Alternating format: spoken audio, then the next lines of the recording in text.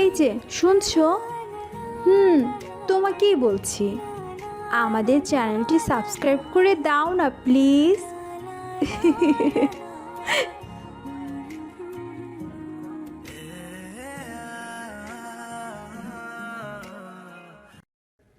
Bachelor আমি bachelor, বিন্দাস লাইফে কোনো পেন নেই আমার। মনের সুখে গান গাচ্ছিলাম আর বাসা করছিলাম। এমন সময় কোন হুমন্দির পো আমার গানের 12টা বাজিয়ে দিল। আমার জামা কাপড় সব গাড়ি দিয়ে ভিজিয়ে দিল। আব্বে শালা হুমন্দির পো, গাড়ি চালাতে জানোস না, আবার গাড়িতে উঠোস কেন? কে জানিয়ে তার লাইসেন্স দিয়েছে কে জানে। আব্বে এত গালি দিচ্ছি, থামোস না কেন? অ্যাট লাস্ট একটা সরি বললে তো পারতো। ওর তো গাড়ির সব গ্লাসই বন্ধ, শুনবে কিভাবে? না, এভাবে থাকলে হবে না। হাতের কাছে একটা ইট পাইলাম, মারলাম জোরে একটা গাড়িতে। হায় হায়, কার গাড়িতে মারলাম? এটা অন্য গাড়িতে লাগলো কেন? আমার 2 বছরের ক্রিকেট অভিজ্ঞতায় একদিন স্ট্যাম্পের বাইরে বল যায়নি, কিন্তু এত বড় গাড়িতে কেন মিস হলো? হাতের দিকে তাকালাম, না, হাত তো ঠিকই আছে। এবার সামনে তাকিয়ে দেখলাম যে গাড়ি আমায় ভিজিয়েছে সেই গাড়ি সামনে চলে যাচ্ছে। তার মানে যখন ইট ছুড়লাম তখন অন্য গাড়ি সামনে চলে আসে। এখন কি হবে? আগে পকেট চেক করি। না, বেশি নয়, মাত্র 200 টাকা আছে। 200 টাকায় কাজ পাওয়া তো যাবে না। এসব ভাবতে না ভাবতেই একটি মেয়ে গাড়ি থেকে নেমে এলো। এই যে মিস্টার, গাড়ি কি আপনার বাপের? আমার বাপের হলে তো কোনো সমস্যাই হতো না, অ্যাডজাস্ট করে নিত। তা গাড়িটা কার? গাড়ি আমার বাপের। আর গাড়ি কি করেছিস দেখতে পাচ্ছিস? জি, গ্লাসে ফাটল ধরেছে। এ ম্যাডাম দেখেন না, ওদিকে গ্লাসে ফাটল ধরায় কি সুন্দর আলপনার মতো মনে হচ্ছে। আহা, দারুণ হয়েছে চারুশিল্পী, কি দারুণ কি দারুণ। আসলে আমার নিজের প্রশংসা নিজের সামনে শুনতে কিরকম লাগে। তারপরেও তারিফ করার জন্য ধন্যবাদ। তোর ধন্যবাদের গুষ্টি কিলাই, টাকা বের কর। 5,000 টাকা দিয়ে গ্লাস নষ্ট করেছিস। আসলে হয়েছে কি, ওই দেখেন কাকতারুয়া। কই কই? আরে ম্যাডাম, অন্যদিকে নয়, আমার দিকে তাকান, দেখতে পাচ্ছেন কাকতারুয়া? একদম ভূতের মতো লাগছে। আর তোকে ম্যাচুয়েডও হয়েছে। আর বললেন না ম্যাম, এক গাড়ি এসে আমার এই হাল করেছে। যখনই এই গাড়িতে ইট নিক্ষেপ করেছিলাম তখনই আপনার গাড়ি সামনে চলে আসে। সেই দিনের মতো গোসল করে ম্যাচে থাকলাম। পরদিন সকাল উঠে বাসা খুঁজতে বের হলাম। একটা বাসার সামনে দেখতে পেলাম টুলেট বোর্ড দেওয়া। যাই দেখে আসি। এই কই যাচ্ছেন? জি, ভিতরে যাচ্ছি বাসা দেখতে। আচ্ছা যান। বাসায় গিয়ে দেখলাম এক আন্টিকে। আসসালামু আলাইকুম আন্টি। ওয়ালাইকুম সালাম। কে বাবা তুমি? জি আন্টি, আমি বাসা নেওয়ার জন্য আসছি। তা তুমি বিয়ে করেছো? আন্টি, এই বাচ্চা ছেলেটাকে দেখে কি মনে হয় বিবাহিত? দেখো, আমরা ফ্যামিলি ছাড়া বাসা ভাড়া দেব না। আন্টি, আমি কোনো ঝামেলা করব না, আমি অনেক ভালো ছেলে। সরি, তুমি আসতে পারো। এখান থেকে বের হয়ে আসছি। এভাবে অনেক বাসায় গেলাম, সবাই একই কথা বলে। তোর কিছুই ভালো লাগে না। আমাদের মতো ব্যাচেলর ছেলে মেয়েদেরকে থাকার কোনো অধিকার নেই। বাসায় উঠতে গেলে বলে বিয়ে করো, আর বিয়ে করতে গেলে বলে চাকরি আর বাসা আনো। আরে বাবা, এই চাকরির জন্যই আসতে হয় শহরে, পড়ালেখা করার জন্য আর লেখাপড়ার জন্য থাকতে হয় তো বাসায়। কিন্তু ওই লোকগুলো কেন এসব বুঝে না। সন্ধ্যার পর এক বাড়িতে গেলাম। আমি জানি এখানে বলবে ব্যাচেলর নট অ্যালাউ, তবুও গেলাম। আঙ্কেলের সাথে পরিচিত হলাম। আঙ্কেল, আমি বাসা নেওয়ার জন্য আসছি, যদি দিতেন তাহলে খুব ভালো হতো। দেখে মনে হচ্ছে ভদ্র ছেলে, বাসা দিতে পারি, তবে কিছু শর্ত আছে। কোনো ফ্রেন্ড নিয়ে বাসায় আসতে পারবে না, রাত করে বাসায় ফেরা যাবে না। আমি রাজি। তাহলে কালকে তোমার সব জিনিসপত্র নিয়ে এসো, কেমন? জি আঙ্কেল, এখন আসি। আসসালামু আলাইকুম। কি যে খুশি লাগতেছে, আজ বাসা পেয়ে গেছি। সব জিনিসপত্র নিয়ে নতুন বাসায় উঠলাম। ঘরে সব জিনিসপত্র সাজিয়ে নিচে নামতেছি। আও কে রে, দেখে চলতে পারিস না? সরি, আমি খেয়াল বলতেই পারলাম না। দেখে একটা মেয়ের সাথে ধাক্কা খেলাম। মেয়েটি আর কেউই নয়, মেয়েটি হচ্ছে ওই কারওয়ালি। এবার কোথায় যাবে মনু? গত পরশু তো পগার পার হয়ে গেছিলে। আজ তোকে ছাড়ছি না, টাকা আদায় করেই ছাড়বো। কি ডেঞ্জারাস মেয়ে রে বাবা, সবসময় রাগ করে। জি, কিসের টাকা? ওই আমার গাড়ির কাজ ভাঙলে আর এখনই ভুলে গেলা? আজ তুই কোথাও যেতে পারবি না। জি, আজ থেকে আমি কোথাও যাব না। আজ থেকে আমি এখানেই থাকবো। কি কি এখানেই থাকবে না? তুই আমার বাসায় থাকবি? এটা আপনার বাসা? এটা আমার বাসা। আর জিনিসপত্র গুছিয়ে নাও, বাসা ছাড়তে হবে। কপাল, সবই কপাল। এত কষ্ট করে বাসা বের করলাম, আর যে কেন ওই পেতনিরই বাসা। আব্বু, আব্বু, তুমি আমাকে না জিজ্ঞেস করে বাসা ভাড়া দিয়ে দিলে কেন? কেন মা, ছেলেটা তো ভালো, তাই বাসা দিয়ে দিছি। আর ওর ভার্সিটি এখান থেকে কিছু দূরে, তাই দিয়ে দিছি। বাবা, ওকে বাসা থেকে বের করে দাও। কেন, ও কি করেছে? আব্বু, আঙ্কেল, আমি আসলে... তারপর সব বললাম। আচ্ছা, আমাকে এই 1 মাস থাকতে দিন। যদি আমার কোনো বাজে আচরণ দেখতে পান তাহলে বের করে দেবেন। আচ্ছা ঠিক আছে। ধন্যবাদ, আসি আঙ্কেল। কই যাস? জি, হোটেলে যাচ্ছি, দুপুরের খাবারটা খেয়ে আসি। তোমার কথাই যেতে হবে না, আজ আমাদের বাসায় খাবে। আমি আপত্তি করেও পারলাম না, শেষমেশ খেতেই হলো। খাওয়া শেষ করে রুমে এসে গাইলে দিলাম। তারপর ভার্সিটি থেকে এসে ফ্রেশ হয়ে দিলাম একটা ঘুম। এমন সময় দরজার আওয়াজের শব্দেই ঘুম থেকে উঠলাম। এই, তুই এত সময় ঘুমাস? আসলে... বলতে হবে না, ফ্রেশ হয়ে আয়। তুই আমাকে পড়াবি, আব্বু বলছে। ও মা, এটা মেয়ে না আরও কিছু? এমন করে বলছে যেন ও আমাকে পড়াচ্ছে। তারপর ফ্রেশ হয়ে আসলাম। এই নে নাস্তা, আব্বু বলেছেন নাস্তা খেয়ে নিতে। খাওয়া শেষ হলে আমাকে পড়িয়ে উদ্ধার কর। এই, এরকম বলো কেন? আমি তো তোমার টিচার, একটু রেসপেক্ট করো। তখন সে বলল, আমার বয়ে গেছে রেসপেক্ট করব? আজ যদি বাদশাহ আলমগীর বেঁচে থাকতেন তাহলে তিনি এই মেয়েকে দেখে আত্মহত্যা করতেন। এত কষ্ট করে তিনি শিক্ষকের মর্যাদা দিলেন, আর এই মেয়ে সব ধুলোয় মিশে দিয়েছে। কি আর করার, এমনিতে আছে মাইনকাচ্ছি পায়, তার উপর আমার কাছে 5,000 টাকা পায়। সব সহ্য করতেই হবে। কবে যে লাথি মেরে বাসা থেকে বের করে দেবে তার কোনো ঠিক নেই। আচ্ছা, কোনটাতে বেশি দুর্বল তুমি? জৈব রসায়ন বের করলে পড়ার ইচ্ছা মাটি হয়ে যায়। আচ্ছা, বের করে তো দেখি। তারপর অনেক ভালোভাবে পড়ালাম। ওকে পড়াতে আমারই ফেনা বের হয়ে গিয়েছে, তবুও ইজ্জতের দিকে তাকিয়ে অনেক কষ্টে বুঝিয়ে দিলাম। এইভাবে 3 দিনে জৈব রসায়ন ক্লিয়ার করে দিলাম। এদিকে মধু ভাবছে, ছেলেটাকে যতটা খারাপ ভেবেছিলাম ততটা নয়। একদিন না হয় ভুল আমার কাজ ফাটিয়েছে। যেই পড়াটা আমার লাইফের 12টা বাজিয়ে দিয়েছিল সেটা মাত্র 3 দিনেও ক্লিয়ার করে দিল। পরদিন ভার্সিটি থেকে এসে গান শুনছি। এমন সময় মধু আসলো, হাতে বই আর নাস্তার বাটি। ওর হাত থেকে নাস্তার বাটি নিয়ে খেতে লাগলাম। যখন নাস্তা শেষ করে পানি খাচ্ছিলাম তখন মধু যা বলল, আমার মুখ থেকে পানি বের হয়ে গেল। আপনার পড়া আমার খুব ভালো লেগেছে। আমার জৈব রসায়ন একদম ক্লিয়ার। আজ ক্লাস টেস্টে আমি ফার্স্ট হয়েছি। আপনি? তুই থেকে ডিরেক্ট আপনি? কেন, বললে কোনো প্রবলেম? আর গুরুজনকে সম্মান দিতে হয়, তাই আপনি বললাম। আর এখন থেকে সব সময় বলবো। আচ্ছা ঠিক আছে, বলো আজ কি পড়বেন? জি, আজ ফিজিক্স পড়বো। আমি ওকে ফিজিক্স শেষ করে নিজেই পড়তে বসলাম। এভাবে চলতে লাগলো মাসখানেকের মতো। বাসা থেকে টাকা পাঠিয়েছে, যাই বাড়ির ভাড়াটা মিটিয়ে আসি। আঙ্কেল, আসবো? আরে আসো আসো। জি আঙ্কেল, এই নিন মাসের ভাড়াটা। আরে কি করছো? তুমি ভাড়া দিচ্ছ কেন? তোমাকে ভাড়া দিতে হবে না, তুমি আমার বাসায় থাকছো, এটাই অনেক। আর আমার মেয়েকে পড়াচ্ছ, সেটাই তো থেকে গেল। শোনো, তোমাকে বাড়ি ভাড়া দিতে হবে না, আর তোমার সব ফ্রি। এখন থেকে তুমি আমাদের পরিবারের সদস্য। আঙ্কেলের কথা শুনে ভালো লাগলো। যাক, এই মাসে 5,000 টাকা বেঁচে গেল। ফুল মাস্তি করা যাবে। আসবো? হ্যাঁ, আসো, বসো, বইবের। হায়, আমি এটা কি দেখছি? আমার সামনে যেন একটা পরী বসে আছে। প্রথমে তো খেয়ালই করিনি। কি হলো, এভাবে হা করে বসে আছেন কেন? মশা তো ঢুকে যাবে। এই যে শুনছেন, হ্যালো? হ্যাঁ হ্যাঁ, কি বলো? এভাবে কি দেখছিলেন আমার দিকে তাকিয়ে? না মানে আমি একটু চিন্তা করছিলাম এক শত্রু নিয়ে। ডাহা মিথ্যা কথা, সত্য বললে একদম টিচিংয়ের মান সম্মান কিছুই থাকতো না। আমাকে কেমন লাগছে? সুন্দর লাগছে। এখন পড়তে বসো। আজ ওকে দেখে তো পুরো ক্রাশ খেয়েছে। মনের মধ্যে ঘন্টা বেজে গেছে, কিন্তু আমার বাইরে ঘন্টা বাজলে সব শেষ হয়ে যাবে। স্কুলের সাথে স্কুল মাস্টারকেও ছুটি দিয়ে দেবে বাড়িওয়ালা আঙ্কেল। তাই আপাতত সাইলেন্ট মোডে ঘন্টা বাজালাম।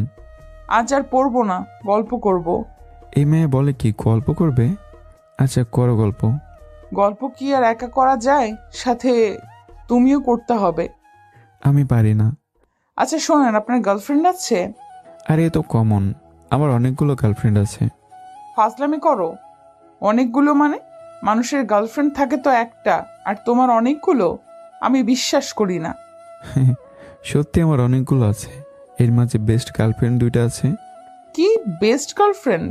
সে আমাকে প্রশ্ন করলো, আচ্ছা বেস্ট গার্লফ্রেন্ড আর সাধারণ গার্লফ্রেন্ডের মধ্যে পার্থক্য কি?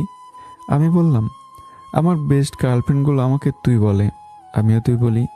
তাদের সাথে সবসময় আড্ডা দিই, 2জন একসাথে হলে তো খুবই মজা হয়। কিন্তু তোমাদের ওখানে আসার পর থেকে এদের সাথে মিট করতেই পারছি না। আর সাধারণ গার্লফ্রেন্ড বলতে এই কারোর সাথে কলেজ সম্পর্ক, আবার কারোর সাথে ভার্সিটির সম্পর্ক। 1 মিনিট, তোমার এইসব ফ্রেন্ড প্রেমিকা না তো? আরে প্রেমিকা হতে যাবে কেন? তাহলে বললে গার্লফ্রেন্ড? হ্যাঁ গার্লফ্রেন্ডই তো। ওরা কি আমার বয়ফ্রেন্ড? গার্লফ্রেন্ড মানে তো মেয়ে বন্ধু। ইন্টার 2nd ইয়ারে পড়া, এটা জানো না? আমার জানায় কম ছিল গুরু। আরো সামান্য যদি আপনার গার্লফ্রেন্ড সম্পর্কে বলতে, তাহলে আমি পাগল হয়ে যেতাম। এবার বলো, আপনার প্রেমিকা আছে? এই কি বলো, আমার প্রেমিকা আসবে কোত্থেকে? যখনই কোনো মেয়ে আমাকে গার্লফ্রেন্ডের সাথে দেখে তখন ভাবে ওরা আমার প্রেমিকা। তাই কোনো মেয়ে আর কপালে জোটেনি। তোমার এত শখ কেন প্রেমিকা বানানোর? তোমার তো বেস্ট গার্লফ্রেন্ড আছে। আমার না অনেক দিনের শখ প্রেমিকাকে কিস করব, তাই। শুধু কিস করবে? হ্যাঁ, কিস করে ওর সাথে সম্পর্ক শেষ করে দেব। এই না না, আমি ওকে বিয়ে করব। আজ অনেক গল্প হয়েছে, এখন যাও। তারপরও চলে গেল। এইভাবে আমার দিন চলছিল। আজ আমার ভার্সিটিতে একটা অনুষ্ঠান আছে, তাই সকাল সকাল চলে গেলাম না খেয়েই। মধু এই সময় ঘুমিয়েছিল, জেগে থাকলে খাওয়ার জন্য বলতো। ভার্সিটি গিয়ে অনুষ্ঠানে জয়েন হলাম। অনুষ্ঠান শেষ হতে হতে সন্ধ্যা হয়ে গেছে। তারপর বাসায় আসলাম। বাসায় এসে আঙ্কেলকে দেখলাম। আঙ্কেল আজ আমি খুবই টায়ার্ড, আজ মধুকে পড়াতে পারবো না। ওকে যাও, রেস্ট নাও, খাবার খাইয়ে ঘুমিও। আমি খুবই ক্লান্ত ছিলাম, তাই তাড়াতাড়ি ঘুম আসলো। খাওয়া আর হলো না। পরে শুনলাম আঙ্কেল নাকি অনেকবার ডেকেছে। আমি জবাব দেইনি। আসলে আমি ঘুমালে এত সহজে উঠি না। এই জন্য নিজের বাড়িতে থাকতে প্রতিদিন আম্মুর হাতে জারির বাড়ি খেতে হতো। পরদিন বিকেল আমি যথারীতি গান শুনছি আর মধুর অপেক্ষা করছি, কিন্তু ও আসছেই না। যাই নিচে গিয়ে দেখে আসি। আঙ্কেল মধু কোথায়? পড়তে আসলো না যে? জানি না, ও রুমে আছে, যাও গিয়ে দেখে আসো। আচ্ছা আঙ্কেল। আমি গিয়ে মধুর দরজায় নক করলাম। জি আমি ফাহাদ, আসবো? আসেন। তুমি পড়তে যাচ্ছ না কেন? না, আমি আর পড়তে যাব না। আপনি আমায় মিথ্যা বলছেন। আমি কি মিথ্যা বললাম? আপনি বললেন আপনার প্রেমিকা নেই, আর কালকে ভার্সিটির ফাংশনে একটি মেয়েকে জড়িয়ে ধরলেন কেন? আরে ও আমার প্রেমিকা না, আর আমি ওকে জড়িয়েও ধরিনি। ও আমাকে ধরেছে। আর আমার প্রেমিকার সাথে তোমার পড়তে না যাওয়ার সম্পর্ক কি? আছে, সময় হলে বুঝবেন। আচ্ছা চলেন পড়তে। আপনি যান, আমি রেডি হয়ে আসছি। আমি আমার রুমে চলে আসলাম, কিন্তু ওর আসার কোনো খবরই নেই। 8 ঘন্টা হয়ে গেল। ধুর, ভাল লাগে না। এর মাঝেও চলে আসলো। ওরে রুমে দেখলাম ড্রেস পরা, আর এখন শাড়ি পরে আসছে কেন? কেমন লাগছে আমাকে? তার আগে বলো, আপনি হঠাৎ শাড়ি পরলেন কেন? সেটা আমি যেই কারণেই হোক, পরে বুঝবেন। আগে বলুন কেমন লাগছে। অসাধারণ লাগছে তোমায়, যেন আকাশ থেকে কোনো পরি নেমে এসছে। দেখলাম ওর চোখ মুখ উজ্জ্বল হয়ে গেছে। তারপরও চলে গেল। আমি তো ওর চিন্তায় পড়ে গেলাম। আমার ভার্সিটিতে যখন অনুষ্ঠান ছিল, তখন মধু আর ওর বান্ধবীরা চলে আসে আমাদের ভার্সিটিতে। তারা আমাদের ভার্সিটির ফাংশন দেখে খুব আনন্দিত হয়। মধু এদিক ওদিক তাকাচ্ছিল আর দেখছিল। হঠাৎ চোখ পড়ল একদিকে। আমার এক বান্ধবী আমাকে জড়িয়ে ধরেছে। এটা দেখে মধুর খুব রাগ হয় এবং সে অনেক কষ্ট পায়। সেখান থেকে সে সোজা বাসায় চলে আসে। বাসায় আসার পর মনে মনে ভাবে, ফাহাদ এত খারাপ, ও বাইরের মেয়েদের জড়িয়ে ধরে। ছি ছি ফাহাদ, আমি কখন এসব ভাবিনি। এসব ভাবতে ভাবতে সে দেখি আমার চোখে জল এসে গেছে। কিন্তু কেন? আমার চোখে জল কেন আসলো? না না, এটা হতে পারে না। আমি ফাহাদকে নিয়ে এসব ভাবছি কেন? ও তো জাস্ট আমার টিচার, ও বাইরে যা কিছুই করে না কেন তাতে আমার কি? কিন্তু মেয়েটা কে হতে পারে? ও তো বলল ওর কোনো প্রেমিকা নেই। এই মেয়ে যদি প্রেমিকা হয় তাহলে আমি এটা মেনে নিতে পারবো না। আমি ওকে মেরেই ফেলবো।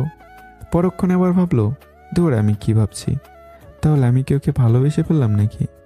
আমার কি ওকে ভালোবাসা উচিত হবে? ভালোবাসা বয়ে কয়ে আসে না, হঠাৎই চলে আসে। আমি এখন কি করব? আমি যদি ওকে বলি আর ও যদি রাগ করে চলে যায়? এসব ভাবছে আর রাগ হচ্ছে ওই মেয়েটার জন্য। পরদিন বিকেলে মধু পড়তে আসে। এখন প্রতিদিন খুব সেজে গুজে আসে। আমি এর আগামাতে কিছুই বুঝতে পারি না, হয়তো এমনিতেই। পড়া শেষ করে যখন মধু চলে যাবে তখন আমি তাকে ডাক দিলাম, মধু, জি বলেন। এ নাও, এটা বাসায় নিয়ে খুলবে। আচ্ছা। হাতে একটা খাম দিলাম। মধু ভেবেই পাচ্ছে না কি আছে এই খামের ভেতর। Love letter? তাহলে কি ফরহাদও আমায় ভালোবাসে? ইয়াহু, আমার লাইন ক্লিয়ার, আমাকে আর কষ্ট করতে হবে না। বাসায় মধু তার রুমে চলে যায়। যখনই খুলতে যাবে তখনই, আহ কি আনন্দ! ফাহাদ আমাকে লাভ লেটার দিছে। আমি কালকেই ওকে হ্যাঁ বলে দিব আর আপন করে নিব। I love you Fahad. আপামনি, খেতে আসেন। আঙ্কেল আর ভাইয়া আপনার জন্য অপেক্ষা করছেন। আসছি। খাওয়া দাওয়া শেষ করে মধু নিজের রুমে দরজা লক করলো। আস্তে আস্তে খামের মুখ খুলল। মধু যখনই খামের মুখ খুলল এবং ভেতরে এসে দেখতে পেল, তা দেখে সে অবাক। সে ভাবতেই পারেনি এমন হবে। ভেতরে দেখে যে 5,000 টাকা আর একটা চিরকুট। আপনার কাজ ভেঙেছিলাম, তাই আপনার কাজের টাকা দিয়ে দিলাম। টাকা দিতে কিছুটা দেরি হয়ে গেছে, এই জন্য সরি। চিরকুটটা দেখে মধুর সেই লেভেলের রাগ উঠল আর মনে মনে ভাবল, ওই হাদারামকে কি আমি টাকা চেয়েছি বাসায় আসার পর থেকে? ওই দিন না হয় রাগের মাথায় বলেছিলাম টাকার কথা, তাই বলে কেউ দিয়ে দেবে? আর আমার বাবার কি টাকা কম আছে যে আমি গাড়ির কাজ লাগাতে অন্যের কাছ থেকে টাকা নেব? মন চাচ্ছে এখন যে কি করি ওকে। কিছুক্ষণ পর মধু আমার দরজায় নক করছে। আমি তখন ঘুমে। আবারও দরজায় শব্দ করছে। এই অসময় কে এলো ঝামেলা করতে? রাত প্রায় 2টোর কাছাকাছি। কে? আমি। এই দরজাগুলোতে আমাদের বাসায় মানুষ কতজন? বাবা আর আমি, আর মেয়ে মানুষ শুধু আমি। এখন মেয়ে কণ্ঠ শুনেও বলছো কে? দরজা খুলো। এত রাতেও কেন? আর ওর কথা শুনে বুঝতে পারছি মধু এখন অন ফায়ার হয়ে আছে। আল্লাহ জানি কি হবে। লাইট অন করে ভয়ে ভয়ে দরজা খুললাম। কি ব্যাপার, এত রাতে কেন? আমাকে এত রাতে আনতে তুমি বাধ্য করলে, তাই না এসে পারলাম না। আচ্ছা বসো। তোর বাসার গোষ্ঠীর ষষ্ঠী পুজো করি। এত রাখছো কেন? রাখছি কি আর সাথে? আমাকে তুমি টাকা দিলে কেন? তুমি তো টাকা পেতে, তাই দিলাম। একদিন রাগ করে বলেছিলাম তাই বলে দিতে হবে? তুমি বাসায় আসার পর থেকে একদিনও কি বলেছিলাম তুমি টাকা দাও? আসলে আমি কারো ঋণ থাকা পছন্দ করি না। কিরে মা, এত রাতে তোমরা ঝগড়া করছো কেন? আঙ্কেল শোনো। তুমি থামো তো। আব্বু আমাদের বাসায় আসার আগে একদিন ভুল করে আমাদের গাড়ির কাজ ভেঙেছিল। এখন এর টাকা দিয়েছে, তাই ঝগড়া করছি। বাবা, তুই ঠিক করো নেই। আঙ্কেল আমি আর এরকম করব না, কারো গাড়িতে ঢিল মারবো না। আরে তোমাকে ঢিল মারার কথা কে বলেছে? তুমি যে টাকা দিয়েছো সেটা উচিত হয়নি। আমি তোমাকে পরিবারের একজন সদস্য মানি, আর তুমি টাকা দিবে তা হতে পারে না। আব্বু তুমি যাও তো, আমি দেখছি। আচ্ছা, তুমি যা বোঝো করো, তাড়াতাড়ি ঘুমিও। বলে উনি চলে গেলেন। এই নাও কি? যা তুমি দিয়েছিলে। না, আমি নিতে পারবো না। আচ্ছা এক কাজ করো, এই টাকা তুমি রাখো আর আমাকে তোমার পছন্দ মতো কিছু গিফট দিয়ে দিও। এই বলে হাতের মধ্যে টাকা গুজে দিয়ে চলে গেল। আমি তখন মাইন্ডকে চেপে পড়ে গেছি। আমায় যদি বলতো কান ধরে উঠবোস করতে, তাহলে আমি নির্দ্বিধায় করতাম। কিন্তু পছন্দ মতো ইম্পসিবল। কারণ আমি আজ পর্যন্ত যা কিছু কিনেছি কারো পছন্দ হয়নি। দোকানে প্রথমে পছন্দ হয়, যে বাসায় এসে দেখি কেল্লাফতে, তখন পস্তাতে থাকি এটা আমি কি কিনলাম। আজ মধু বলেছে তাকে পছন্দ মতো কিছু গিফট করব। এখন আমি কি করব? প্রথমত আমি পছন্দ মতো কিছু কিনতে পারি না, তার উপর মেয়ে মানুষের পছন্দ হবে? এই মেয়ে জাতির কিছু পছন্দ হলে অনেক সময়ের দরকার। একবার কলেজে থাকতে আমার এক বান্ধবীর সাথে ওর একটা ড্রেস কিনতে গিয়েছিলাম। বিশ্বাস করেন ভাই, 2টায় গিয়েছিলাম, ফিরেছিলাম 6টায়। এরপর থেকে শপথ নিয়েছিলাম মেয়ে মানুষের সাথে কখনো কিছু কিনতে যাব না। একটা কথা ভেবে দেখুন, ওরা অনেক আইটেম দেখার পরও ওদের চয়েস করতে এত সময় যায়, আর আমি একটা কিছু কিনে আনবো আর তার পছন্দ হয়ে যাবে? তা তো কখনো সম্ভব নয়। পরদিন বিকেলে আল্লাহর নাম নিয়ে একটা শপিং মলে প্রবেশ করলাম। কি নেওয়া যায় এখনও সেটা ঠিক করতে পারছি না। দেখি একটা শাড়ি নিয়ে নেই। একটা শাড়ির দোকানে গেলাম। ভাই, একটা ভালো মানের শাড়ি দেখান তো। দোকানদার কয়েক কালারের শাড়ি দিল, কিন্তু আমার একটা কালো রঙের শাড়ি পছন্দ হলো। এই শাড়ি নিয়ে বাসায় ফিরলাম। যখনই বাসায় ঢুকতে যাব তখনই মনে পড়ল, এটা আমি কী ধরনের শাড়ি কিনলাম। পরলে মনে হবে যেন ও কারো শোক সবাই শ্রদ্ধা জানাতে কালো রঙের শাড়ি পরে আসছে। তোর যা হবার হবে, এটাই দিয়ে দেব। কই আমার গিফট আনছো? হ্যাঁ, এই নাও। আমি সোজা রুমে চলে আসলাম। বিকেলে মধু পড়তে আসলো। মধু আমার দেওয়া শাড়িটা পরেছে। আমি তো অবাক। ভেবেছিলাম মধু আমার দেওয়া শাড়ি দেখে ফেলে দেবে, কিন্তু এখন দেখি পুরো উল্টো। সে আমার দেওয়া শাড়ি পরেছে। কেমন লাগছে আমাকে? তার আগে বলো, শাড়ি কি তোমার পছন্দ হয়েছে? অপছন্দের কোনো কিছু পরা আমার অভ্যাস নেই। তার মানে পছন্দ হয়েছে। হুম। আর তোমাকে অনেক সুন্দর লাগছে। ধন্যবাদ। আচ্ছা, এখন পড়ো। অনেক গল্প হলো, সামনে তোমার টেস্ট এক্সাম। এখন থেকে মন দিয়ে পড়াশোনা করো। তারপর মধুকে পড়িয়ে বিদায় দিলাম। রাতে শুয়ে আছি, হঠাৎ ফোন বাজতে শুরু করলো। যে নাম্বারটা দেখলাম আমি অবাক হয়ে গেলাম। আরে, এ তো সিমরানের নাম্বার। ভয়ে ভয়ে রিসিভ করলাম। এই কুত্তা, কই তুই? কি মেয়ে রে বাবা, ফোন দিয়ে বলে কুত্তা? কি? এই, আমি তোর কোন জন্মের আপু লাগি? হ্যাঁ, আমার আপু বলিস? আপু, ভুল হয়ে গেছে, আর বলবো না আপু। আবার আপু? সরি। ঠিক আছে। আর শোন, আমিও সিলেট আছি, আমার সাথে দেখা কর এক্ষুনি।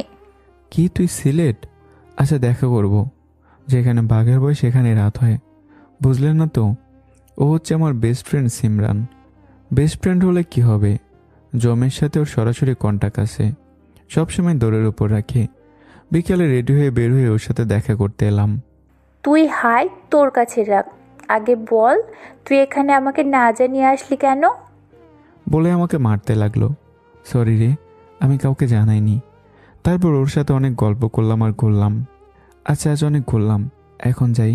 ওকে, যাই। বলেই সিমরান আমাকে জড়িয়ে ধরলো। আমি ওকে জড়িয়ে ধরলাম। হঠাৎ দেখি মধু কান্না কান্না চোখে আমাদের দিকে তাকিয়ে আছে।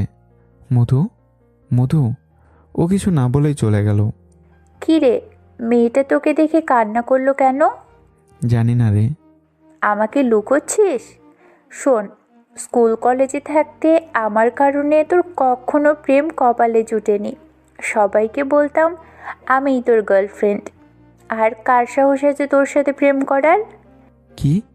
কিন্তু আজ আর নয়। আমার মনে হয় মেয়েটা তোকে সত্যিই ভালোবাসে। আমি ওর সাথে কথা বলবো। আরে কিসব বকছিস? মেয়েটা আমার স্টুডেন্ট, ও কেন আমাকে ভালোবাসতে যাবে? তুই কি ভুলে আর আমি গেছিস কেন আমার ওকে বাবা মার ভালোবাসবো? কথা? আর ওরাই তো টিচার টিচার স্টুডেন্টের প্রেম স্টুডেন্ট কখনো ছিল। সম্ভব নয়। আচ্ছা, পরে কথা হবে। এদিকে মধু ভাবছে, ও আমাকে ধোকা দিল। ও বলল ওর কোনো গার্লফ্রেন্ড নেই, তাই আমি ওকে নিয়ে কত স্বপ্ন সাজিয়েছি। দিনরাত শুধু তাকে নিয়ে ভাবছি। কি করব এখন? আমার মরে যেতে ইচ্ছে করছে। কিন্তু ও তো বলল ওর বেস্ট ফ্রেন্ড আছে। হতেও পারে এই মেয়েটি ওর বেস্ট ফ্রেন্ড। না, ওকে একবার এই ব্যাপারে কথা বলে দেখব। বিকেলে আমি বাসায় এসে আরামসে ঘুম দিলাম। ঘুম থেকে উঠেই চা খাচ্ছি, এমন সময় মধু আসলো। ওর চোখ মুখ লাল হয়ে আছে, মনে হয় অনেক কান্না করেছে আর এই আছে। কি ব্যাপার, তোমাকে এমন লাগছে কেন? আমাকে যেমনই লাগুক, আগে বল তোর সাথে মেয়েটা কে ছিল? কোন মেয়েটা? আহা, এখন সাধু সাজছে। পার্কে যে মেয়েটার সাথে চিপকা চিপকি করছিলে ওই মেয়েটা কে ছিল? আরে, ও আমার best girlfriend Simran. Best friend বলে কি জড়িয়ে ধরতে হবে? আরে, ও এমনই। স্কুল কলেজে থাকতে ওর কারণে কোনো মেয়ে আমার সাথে প্রেমই করতে পারেনি। সবাইকে ও বলতো আমি তার বয়ফ্রেন্ড। তাহলে তো ওকে একটা ধন্যবাদ দিতে হয়। কেন তুমি ওকে ধন্যবাদ দেবে? আমার তোকে মারতে ইচ্ছে করছে। ওর জন্য তো আজ তুমি সিঙ্গেল, আর আমি তোমাকে পেতে যাচ্ছি। কিছু বললে? না, কিছু না। আজ পড়তে আসবে না? না, পড়বো। আজ তোমার সাথে আমায় ঘুরতে হবে। এই না না, রাতে আমি কারোর সাথে ঘুরতে পারবো না। যদি তুমি আমাকে নিয়ে না ঘুরো তাহলে আমি আব্বুকে বলবো তুমি আমাকে মারছো। এই না না, আমি রাজি, চলো। তারপর আমি আর মধু রাত 10টা পর্যন্ত ঘুরলাম। কিছুদিন পর আমার এক্সাম শুরু হলো। আমাকে সকাল সকাল বাসা থেকে বের হতে হয়। অন্যদিন আমি 8টায় ঘুম থেকে উঠি, আর 5:30টায় উঠলাম। নামাজ শেষ করে কিছু পড়া দেখে 7টার দিকে বাসা থেকে বের হয়ে ভার্সিটিতে গেলাম পরীক্ষা দিতে। এই সময় আঙ্কেল আর মধু দুজনেই ঘুমে। আমি তাদের ডিস্টার্ব করলাম না, তাই হোটেলে কিছু নাস্তা সেরে নিলাম। আমি বাইরে তেমন একটা খাওয়া দাওয়া করি না, আর এখন খেতে ইচ্ছেও করে না। দুপুরে বাসায় আসার পর মধু বলল, আজ এত সকালে কই গিয়েছিলে? আর ফোন বন্ধ কেন? জানো কত চিন্তা হচ্ছিল তোমার জন্য। আসলে আমার পরীক্ষা শুরু হয়েছে তো, তাই সকাল সকালেই যেতে হয়। তাহলে আমাকে বলে গেলে না কেন? আসলে তুমি ঘুমিয়েছিলে তাই ডাকিনি। আসো, খাবার দিচ্ছি তোমাকে। আমি খেয়ে এসেছি।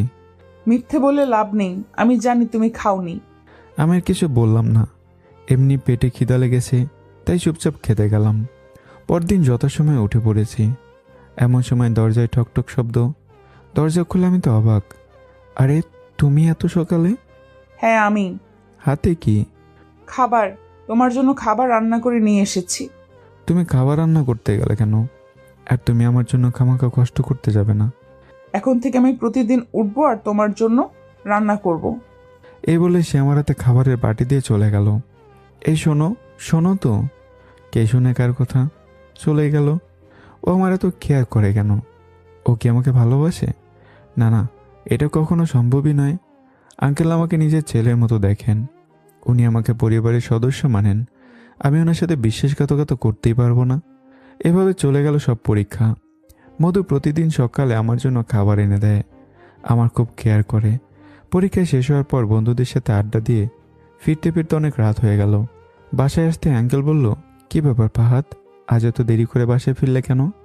সরি আঙ্কেল, আসলে পরীক্ষা শেষ হয়েছে তাই বন্ধুদের সাথে আড্ডা দিতে গিয়ে দেরি হয়ে গেল। ঠিক আছে, আর এমন হবে না।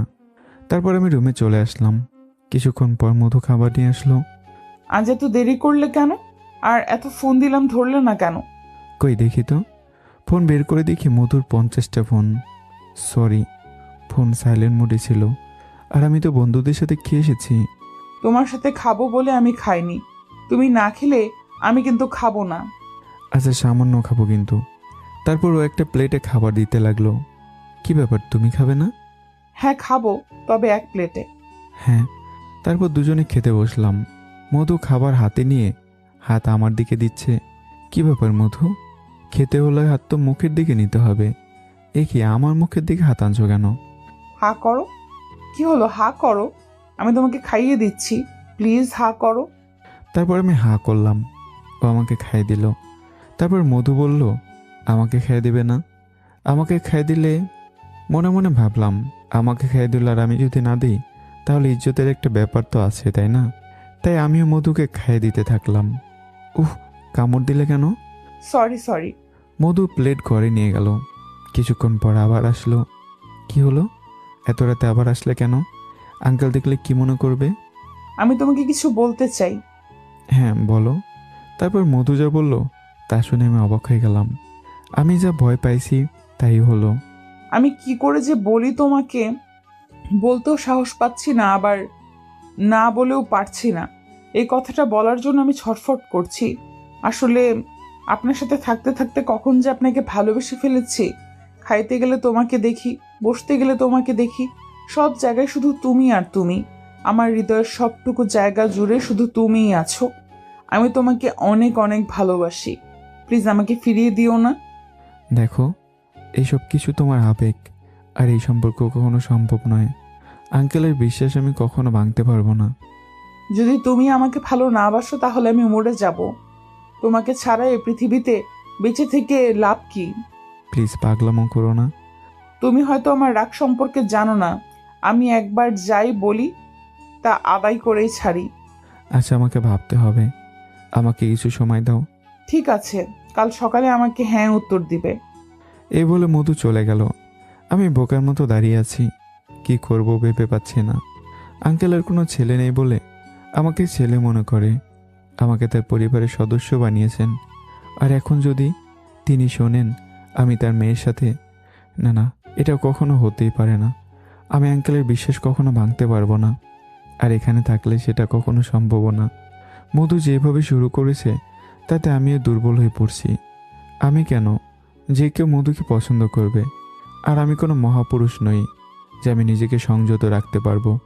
আমি কাল সকালে চলে যাব, এখানে থাকতে পারবো না। আজ আর না ঘুমিয়ে সব কিছু প্যাক করলাম। কাল সকালেই মধু ঘুম থেকে ওঠার আগে চলে যেতে হবে। যথারীতি সকাল উঠে বাসা থেকে বেরোচ্ছি, এমন সময় আঙ্কেল এলো। কি ব্যাপার, এত সকালে কই যাচ্ছ? মধু আপনাকে বলেনি পরীক্ষা শেষ হয়েছে, এখন ভার্সিটি বন্ধ, তাই একটু বাসায় যাচ্ছি। বাসায় যাস, ভালো কথা। সাথে এত কাপড় চুপড় কেন? এখন মধুরও এক্সাম শেষ আর আমারও ভার্সিটি বন্ধ, তাই মাসখানেক বাড়িতেই থাকবো। আচ্ছা, সাবধানে যাও, আর গিয়ে ফোন দিও। জি আঙ্কেল। মন চাচ্ছে না যে বাসা ছেড়ে যাই।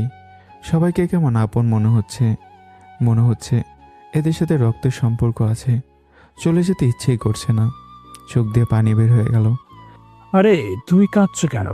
আসলে আঙ্কেল আপনাদের ছেড়ে যেতে ইচ্ছে করছে না তো, তাই কষ্ট হচ্ছে। তাড়াতাড়ি চলে আসবে। তুমি বাসায় না থাকলে আমাদের কারোর ভালো লাগবে না। তারপর বাসে করে নিজ গ্রামে চলে আসলাম। ভার্সিটি খুললে চুপি চুপি ক্লাস করে চলে আসব, যাতে মধু দেখতে না পায়। এদিকে মধু ঘুম থেকে উঠে নাচতে নাচতে আমার দরজার সামনে এলো। দরজায় ঠকঠক আওয়াজ করছে আর ভাবছে দরজা খুলছে না কেন। আবারও ধাক্কা দিতে দরজা খুলে গেল। রুমের দিকে চাইতে মধু অবাক হয়ে গেল। রুমে আমার জিনিসপত্র কিছুই নেই। টেবিলের উপর একটি সাদা কাগজ পড়ে আছে, আর সেটাতে লেখা আছে, আমি জানি তুমি আমাকে ভালোবাসো, আর আমি এখানে কিছুদিন থাকলে হয়তো আমিও তোমার প্রতি দুর্বল হয়ে পড়তাম, তাই চলে গেছি, পারলে ক্ষমা করে দিও। মধু এই চিঠি পড়ে জোরে চিৎকার দিল। চিৎকার শুনে তাড়াতাড়ি আঙ্কেলও আসলেন। কি হয়েছে মা, চিৎকার দিলি কেন? বাবাও চলে গেছে। না রে মা, ও বাসায় গেছে, আবার চলে আসবে। না বাবা, ও আর আসবে না। কেন আসবে না? মা, ও তোকে মনে হয় ভালোবাসে না, তাই চলে গেছে। তুই ওকে ভুলে যা। না বাবা, এটা কখনো সম্ভব না। আমি যদি ফাহাদকে না পাই তাহলে মরে যাব। আঙ্কেল তার মেয়ের স্বভাব সম্পর্কে খুব ভালোভাবেই জানেন। মধু যাই বলে তাই করে। আচ্ছা, ওকে ফোন দে তো। বাবা, ওর ফোন বন্ধ। আচ্ছা, তুই নাস্তা কর, ও ফোন অন করুক, তারপর আমিও কথা বলে দেখব। বাবা, যতক্ষণ পর্যন্ত আমি ফাহাদের সাথে কথা না বলছি ততক্ষণ পর্যন্ত আমি কিছুই খাবো না। দেখ মা, পাগলামি করিস না, তুই খাবার খা, আমার লক্ষ্মী মা। আবু, তুমি আমার ভালোবাসাকে পাগলামি বলছো? মা, তুই খাবার খা, আমি কথা দিচ্ছি ফাহাদকে তোর কাছে এনে দিব। সত্যি বলছো তো? সত্যি। ঠিক আছে, এই ব্রেকফাস্ট করছি। এরপর যদি ফাহাদকে না এনে দাও তাহলে আমি কিন্তু আর খাবার খাবো না। তারপর কাজের মেয়ে খাবার দিল। মধু ব্রেকফাস্ট করলো। আচ্ছা মা, আমি একটু বাইরে যাচ্ছি, একটি কাজ, আর ফাহাদের ভার্সিটি গিয়ে ওর খোঁজ নিব। এই বলে তিনি চলে গেলেন। সারাদিন কাজ করলেন, পরে আমার ভার্সিটির সামনে দিয়ে আসছেন। একবার মনে হলো যাই, খোঁজ নিয়ে আসি।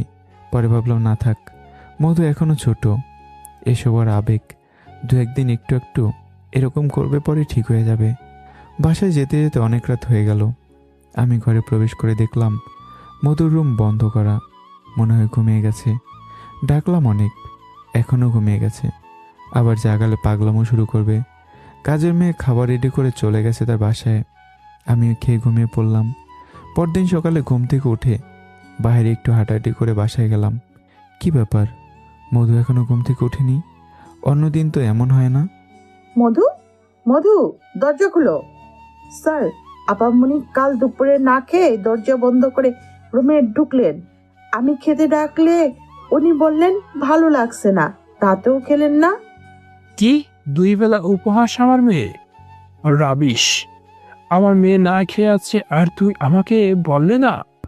আবারও দরজা ধাক্কাচ্ছেন, কিন্তু খুলছে না। শেষমেশ বাধ্য হয়ে দরজা ভেঙে ফেললেন আঙ্কেল। দরজা খুলে তিনি যা দেখলেন তা দেখে তিনি চিৎকার করে উঠলেন। না, এ হতে পারে না। আমার মেয়ে কি হলো? মা, কথা বল মা আমার। আমি এক্ষুনি তোকে ফাহাদের কাছে নিয়ে যাব। তাড়াতাড়ি অ্যাম্বুলেন্সকে খবর দাও, হাসপাতালে নিয়ে যেতে হবে। কাজের মেয়ে অ্যাম্বুলেন্সকে ফোন দিলে মধুকে হাসপাতালে নিয়ে যাওয়া হলো। ডাক্তার, ডাক্তার, দেখেন আমার মেয়ের কি হয়েছে, প্লিজ দেখুন। এত অস্থির হবেন না, আমরা ওনাকে ইমার্জেন্সিতে নিয়ে যাচ্ছি। তারপর মধুকে ইমার্জেন্সিতে নেওয়া হলো। কিছুক্ষণ পর ডক্টর আসলো। আমার মেয়ের কি হয়েছে? আমার মেয়ে ঠিক আছে তো?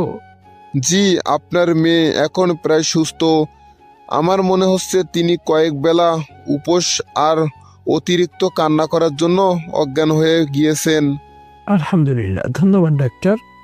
ধন্যবাদ দিতে হবে না, এটা আমাদের কর্তব্য। আর ওনার ভালোভাবে খেয়াল রাখবেন, ভবিষ্যতে যেন এরূপ না হয়। তারপর মধুকে বাসায় আনা হলো।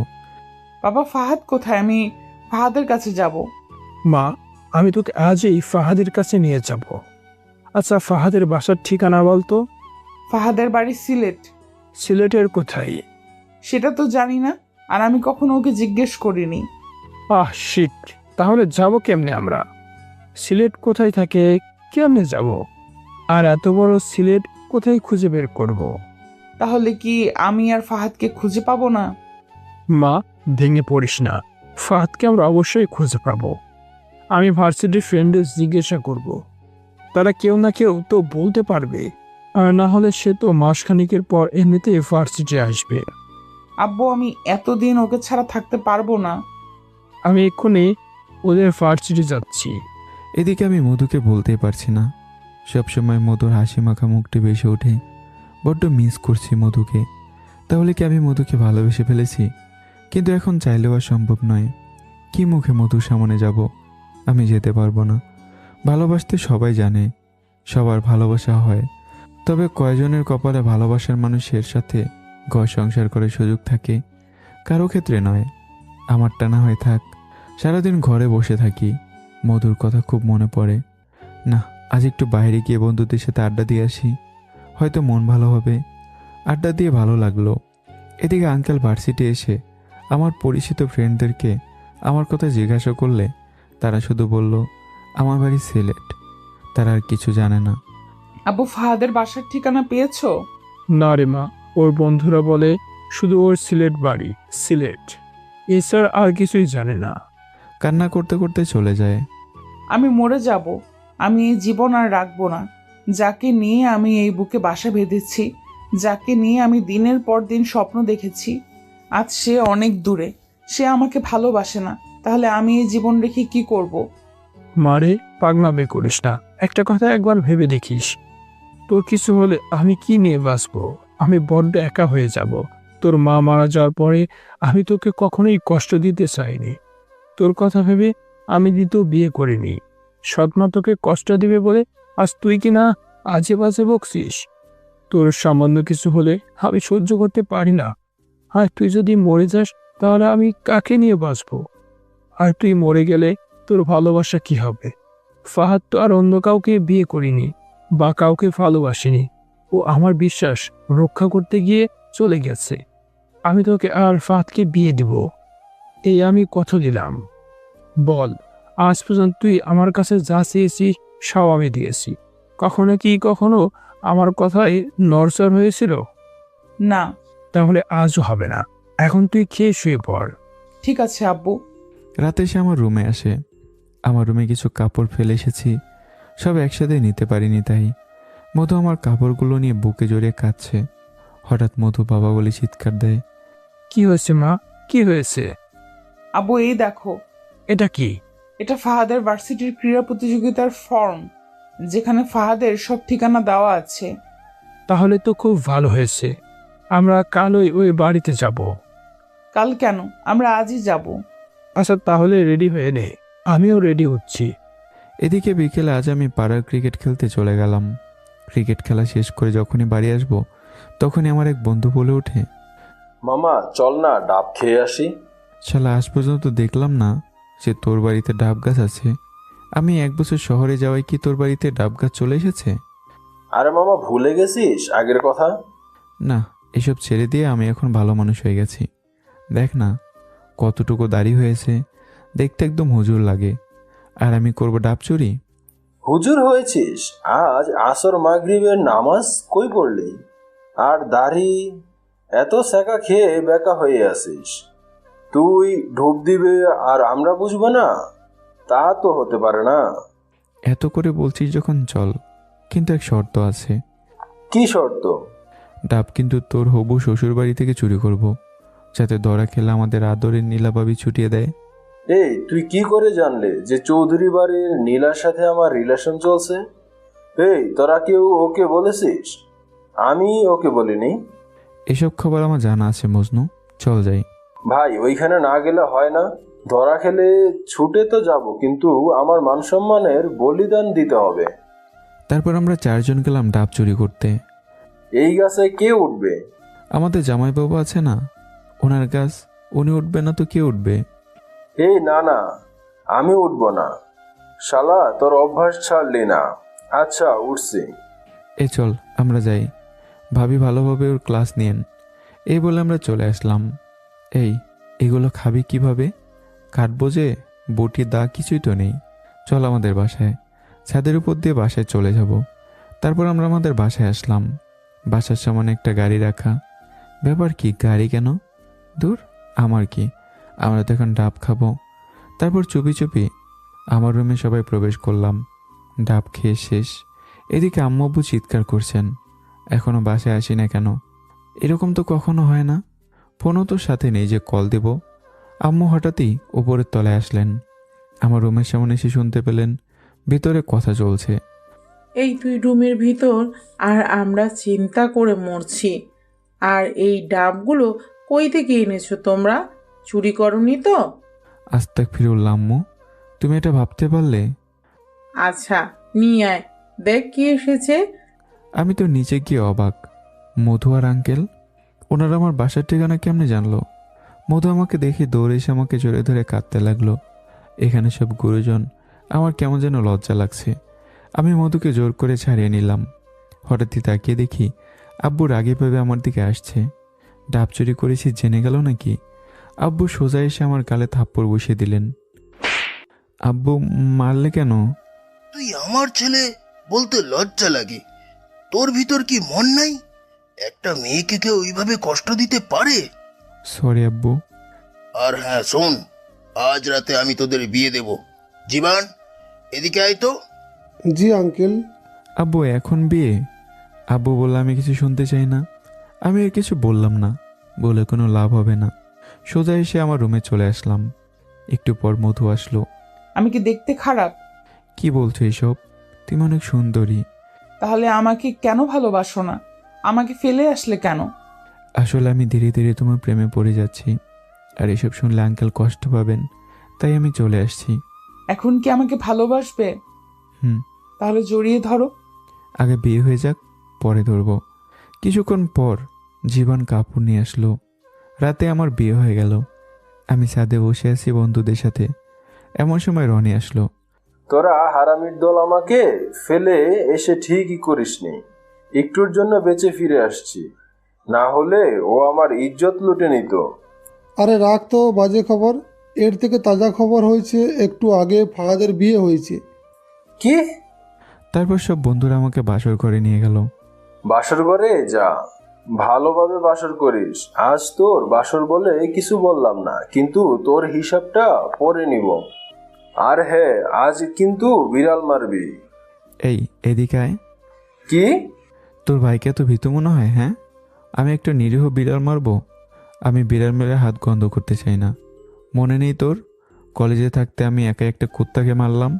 শোন, আজ আমার বাসর রাত, আজ বুকে অনেক সাহস।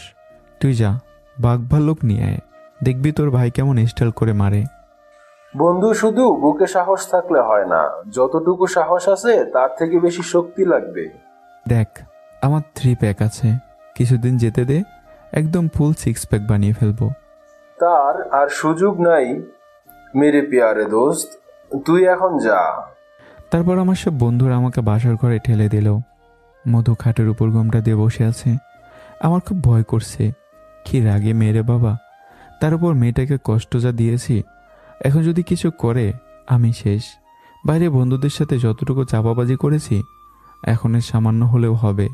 कोई रे साहस भाई একটু বুকের ভিতর আয় আজ মেরি ইজ্জত কা সওয়াল হে শেষমেশ বুকে ফু দিয়ে গিয়ে চললাম আমি সামনের দিকে যেতেই মধু বিছানা থেকে উঠে আমার দিকে আসছে আজ আমি শেষ আঙ্কেলের কথা মনে হচ্ছে আমার মেয়ে খুব রাগী আর জেদি ওর যা মন চায় তাই করে আমি মনে মনে আল্লাহকে ডাকছি আজ বুঝি আমি শেষ আমাকে দোয়া করবে যেন আমি সারা জীবন তোমার সুখে দুঃখে পাশে থাকতে পারি, একসাথে বাঁচবো একসাথে মরবো। মধুর কথায় আমার ঘোর কাটলো যে দেখি মধু আমার পায়ে ধরে আছে। বেঁচে থাকো মাম, বেঁচে থাকো। মধু রাগীভাবে উঠে আমার কলার ধরে বলল, এই আমি তোমার মা লাগি? হ্যাঁ, একদিকে তুই আমাকে অনেক কষ্ট দিছিস, আজ বাসর রাত তাই এইসব কিছু বললাম না, ভাবলাম অন্যদিন এর হিসাব নিব, কিন্তু তুই এখনই আমার রাগ তুলে দিলি। আরে তুমি দেখছো না বাংলা মুভিতে যখন কেউ পা ধরে সালাম করে তখন মুরব্বীরা তো এই কথাই বলে। তুই মুরব্বী? না না, আমি তোমার স্বামী। আর এমন হবে না গো, এবারের মতো মাফ করে দাও। ঠিক আছে, তবে নিচে ঘুমাতে হবে। কি নিচে? It's impossible.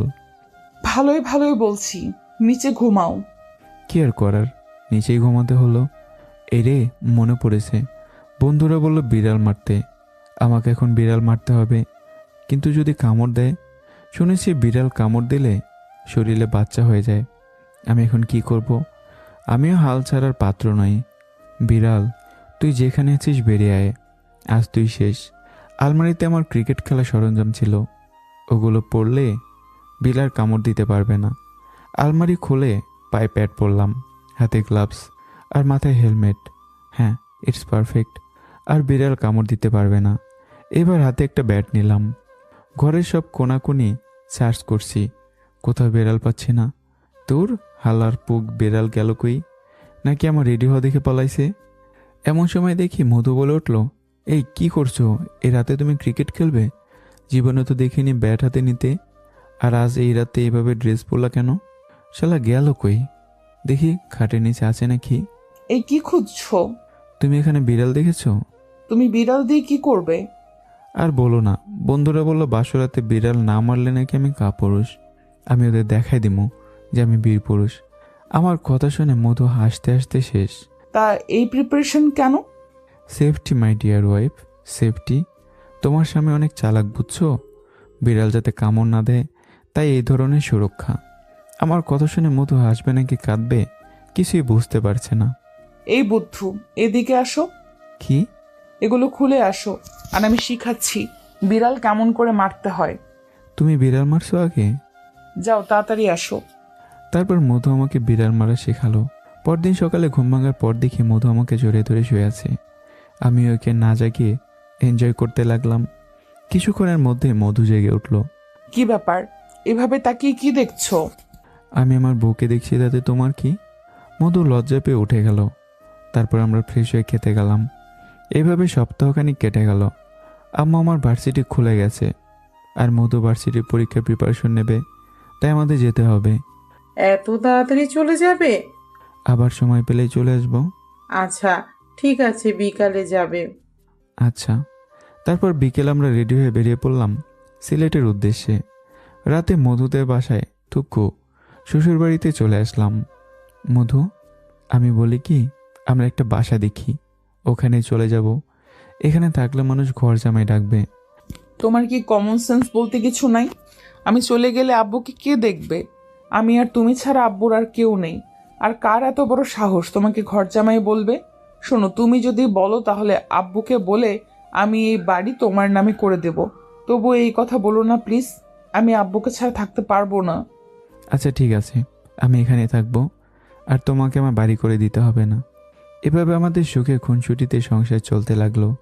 দেখতে দেখতে ভার্সিটির অ্যাডমিশন এক্সামও কাছে চলে আসছে, আর আমারও এক্সামও চলে আসছে। দুজনে পড়ায় মনোযোগ দিলাম। বন্ধু আমার ভার্সিটিতে চান্স পাইনি, পাশের ভার্সিটিতে পেয়েছে।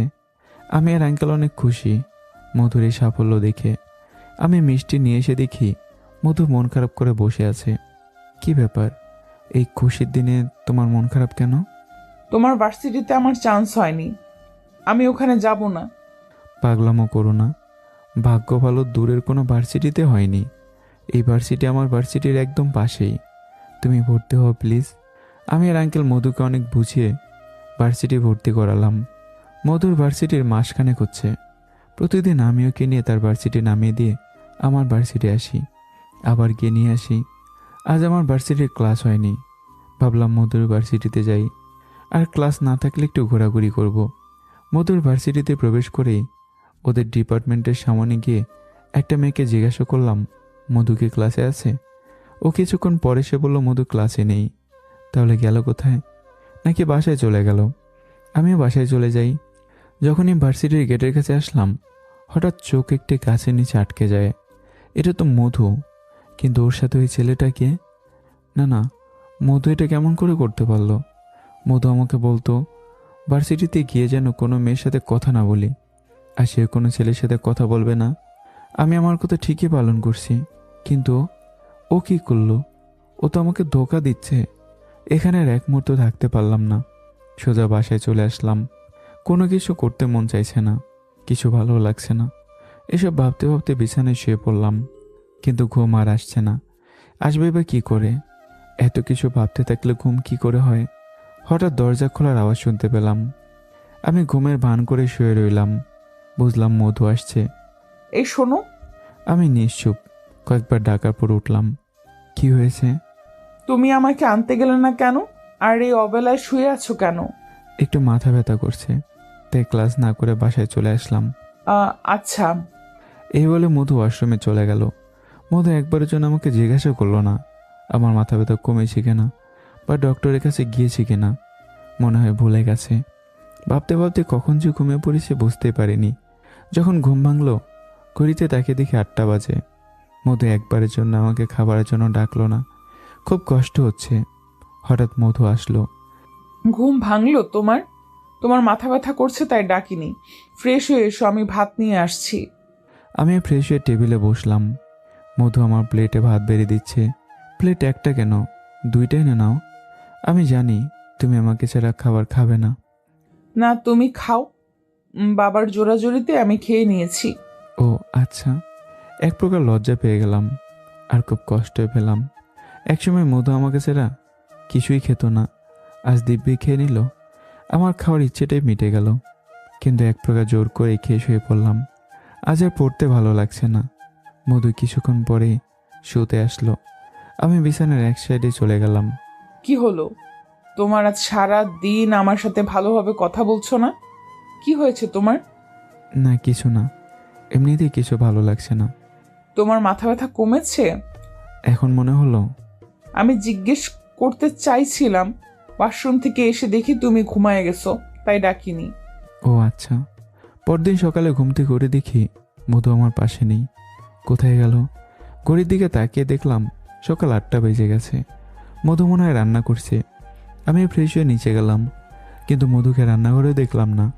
আমি আঙ্কেলকে জিজ্ঞাসা করলাম মধু কোথায়। আঙ্কেল বললেন যে মধু ভার্সিটি চলে গেছে। আচ্ছা আঙ্কেল, তাহলে আমি যাই। তারপর আমি ভার্সিটির উদ্দেশ্যে রওনা দিলাম। কিছু দূর যাওয়ার পর মনে পড়ল মধুর ভার্সিটি থেকে দেখে আসি ও কি করছে। যেইভাবে সেই কাজ। চলে গেলাম ওদের ভার্সিটিতে। ভার্সিটি গিয়ে চারপাশ ভালোভাবে দেখলাম, কিন্তু মধুকে কোথাও দেখলাম না। মনে হয় ক্লাসে গেছে। অযথা ওকে সন্দেহ করলাম। যাই, টঙের দোকান থেকে চা খেয়ে আসি। মামা, ভালো করে 1 কাপ চা দেন তো। চায়ের দোকানে বিপরীত পাশে একটা ফুচকার দোকান। খুব ভিড়, ছেলে মেয়েরা মিলে ফুচকা খাচ্ছে। আমি ওদের দিকে চেয়ে চেয়ে চা খাচ্ছি। হঠাৎ আমার চোখ এক জায়গায় গিয়ে আটকে গেল। সাথে সাথে আমার হাত থেকে কাপ মাটিতে পড়ে গেল। আমি যাদের দেখছি তারা হলো মধু আর ওই দিনের ছেলেটা। মধু সে ছেলেটাকে মুখে তুলে ফুচকা খাইয়ে দিচ্ছে, আর ও খাচ্ছে। এই সিন দেখার পর আমার চোখ দিয়ে অজান্তে পানি চলে আসলো। সোজা চলে আসলাম সেখান থেকে। তার মানে মধুর ওই ছেলের সাথে কিছু একটা চলছে। ওই ছেলেটা যদি মধুর ফ্রেন্ড হতো তাহলে এত ক্লোজ হওয়ার কথা না। তার মানে অন্য কিছু। দেখি কত দূর আগায়। বাসায় চলে গেলাম। আজ মধু সন্ধ্যার পর বাসায় আসলো। আজ আর জিজ্ঞাসা করলো না আমি কেন আনতে যাইনি। মনে হয় তার ভালোই হয়েছে, সারাদিন ঘুরতে পারলো। আজ আমার সাথে কোনো কথাই বললো না। রাতে ঘুমানোর আগে, এই শোনো, আমার কিছু টাকা লাগবে। কত? 20,000 টাকা লাগবে। কি, এত টাকা? আমি এত টাকা কোথায় পাবো? আর এত টাকা দিয়ে তুমি কি করবে? আমি টাকা দিয়ে কি করব সেটা তোমার না জানলেও চলবে। কিন্তু আমার কাছে তো এত টাকা নেই। কেন, বউয়ের আবদার পূরণ করতে পারবে না তাহলে বিয়ে করলে কেন? শোনো, যখন আমাদের বিয়ে হয় তখন তুমি নিশ্চিত জানতে আমি স্টুডেন্ট এবং কোনো কাজও করি না। আর আমি তোমাকে পড়ালেখা করার পর বিয়ে করতে চেয়েছিলাম, কিন্তু বিয়ে করার জন্য তুমি আমাকে জোর করেছিলে। তারপরে মধু আমাকে অনেকগুলো কথা শুনিয়ে দিল। রেজিস্ট্রেশনের জন্য কিছু টাকা জমা করেছিলাম, সেখান থেকে 20,000 টাকা নিয়ে টেবিলের উপর রেখে দিলাম। মাঝরাতে হঠাৎ ঘুম ভেঙে গেল। ঘুম থেকে উঠে দেখি মধু আমার পাশে নেই। গেল কোথায়? ওয়াশরুমেরও আলো অফ, তার মানে ওয়াশরুমে নেই, কিন্তু কোথায়? হঠাৎ বেলকনিতে ছোট করে আওয়াজ শুনতে পেলাম। আমি বিছানা থেকে উঠে বেলকনির দিকে গেলাম। মধু কার সাথে কথা বলছে? আমার উপস্থিতি টের পেয়ে মধু ফোন কেটে দিল। এত রাতে কে ফোন করেছিল? আমার এক বান্ধবী, আমেরিকা থাকে। আচ্ছা, ফোন শেষ হলে চলো ঘুমিয়ে পড়ো। তারপর ঘুমিয়ে পড়লাম। কাল সকালে এর কিছু একটা ব্যবস্থা করতেই হবে। এভাবে আর কতদিন? দিন দিন মধু আমার থেকে দূরে সরে যাচ্ছে। পরদিন সকালে উঠেও মধুকে পেলাম না।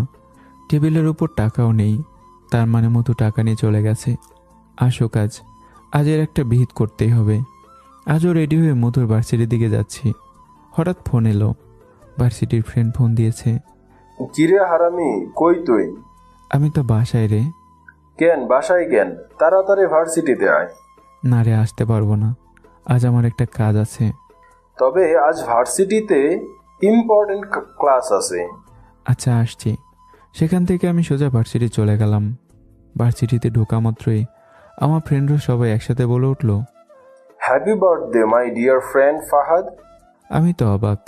আমি ভুলেই গিয়েছিলাম আজ আমার জন্মদিন, অথচ আমার ফ্রেন্ডরা ঠিকই মনে রেখেছে। তারপর ক্যান্টিনে গিয়ে কেক কেটে অনেক আনন্দ করলাম। প্রায় সন্ধ্যা হয়ে গেল। যখন বাসায় আসবো তখন আমার ফ্রেন্ডরা আমাকে কিছু গিফট দেয়। আমি সেগুলো নিয়ে খুশি মনে বাসায় ফিরলাম। ফেরার পথে হঠাৎ মধুর কথা মনে পড়ে গেল। আজ আমার জন্মদিন, অথচ মধু আমাকে উইশ করলো না। কিন্তু কেন? ওর কি মনে নেই? ভোলারও তো কোনো কারণ নেই। এই টাকাগুলোই বা কেন নিল? মনে হয় আমার বার্থডে উইশ করার জন্য, আমাকে সারপ্রাইজ দেওয়ার জন্য। খুশি মনে বাসায় ফিরলাম। বাসায় গিয়ে কলিং বেল চাপলাম। আঙ্কেল দরজা খুলে দিলেন। তারপর আমার রুমে এসে গিফটগুলো টেবিলের উপর রেখে ফ্রেশ হয়ে আসলাম। আমি মধুকে খোঁজার চেষ্টা করছি না, কেননা ও হয়তো আমার বার্থডে সেলিব্রেশনের কাজে বিজি আছে। কিন্তু রাত তো অনেক হলো, কিন্তু মধুর কোনো খোঁজই পাওয়া যাচ্ছে না। আঙ্কেলের কাছে গেলাম। আঙ্কেল, মধু কোথায়? আহ বাবা, আমি ভুলেই গেছি তোমাকে বলতে। তারপর আঙ্কেল যা বলল তা শুনে তো আমার পায়ের নিচ থেকে মাটি সরে গেল। আজ দুপুরে মধু আমাকে বলেছে ও তার আজ এক ফ্রেন্ডের জন্মদিন, তাই সে ওইখানে যেতে হবে, ফিরতে লেট হবে। কি? তোমাকে পড়েনি? না তো।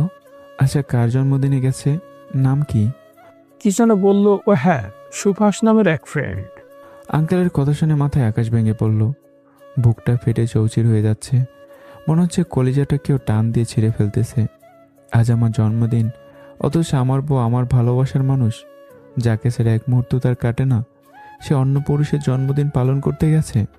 বন্ধুদের খুব গালি দিচ্ছি, কেন আমার জন্মদিন পালন করতে গেল। যদি ওরা জন্মদিন পালন না করতো তাহলে আমার মনেও পড়তো না, আর এতটা কষ্ট পেতাম না। এইভাবে দেখতে দেখতে অনেক রাত হয়ে গেল। রুমের মধ্যে পায়চারি করছি। আঙ্কেল খাওয়ার জন্য বলেছেন, কিন্তু আমি চাইনি। কি করে খাবো? খাবার তো হজম হবে না। রাত প্রায় 12টার দিকে মধু আসলো। মাথা ডলতে ডলতে রুমে প্রবেশ করলো। মধু, শোনো, তুমি কি শুরু করলে এইসব? এত রাতে কোথায় ছিলে? কিছু বলছে না সে, সোজা বিছানায় চলে যাচ্ছে। আমি আর কাছে যেতেই এক দুর্গন্ধ নাকে আসলো। তার মানে মধু নেশা করেছে। এখন যাই বলি না কেন, কোনো লাভ হবে না। ও বিছানায় গিয়ে ঘুমিয়ে পড়ল। আমি আর সারা রাত ঘুমোতে পারিনি। সকালে নামাজ পড়ে ছাদে পায়চারি করছি। কিছুক্ষণ পরে রুমে আসলাম।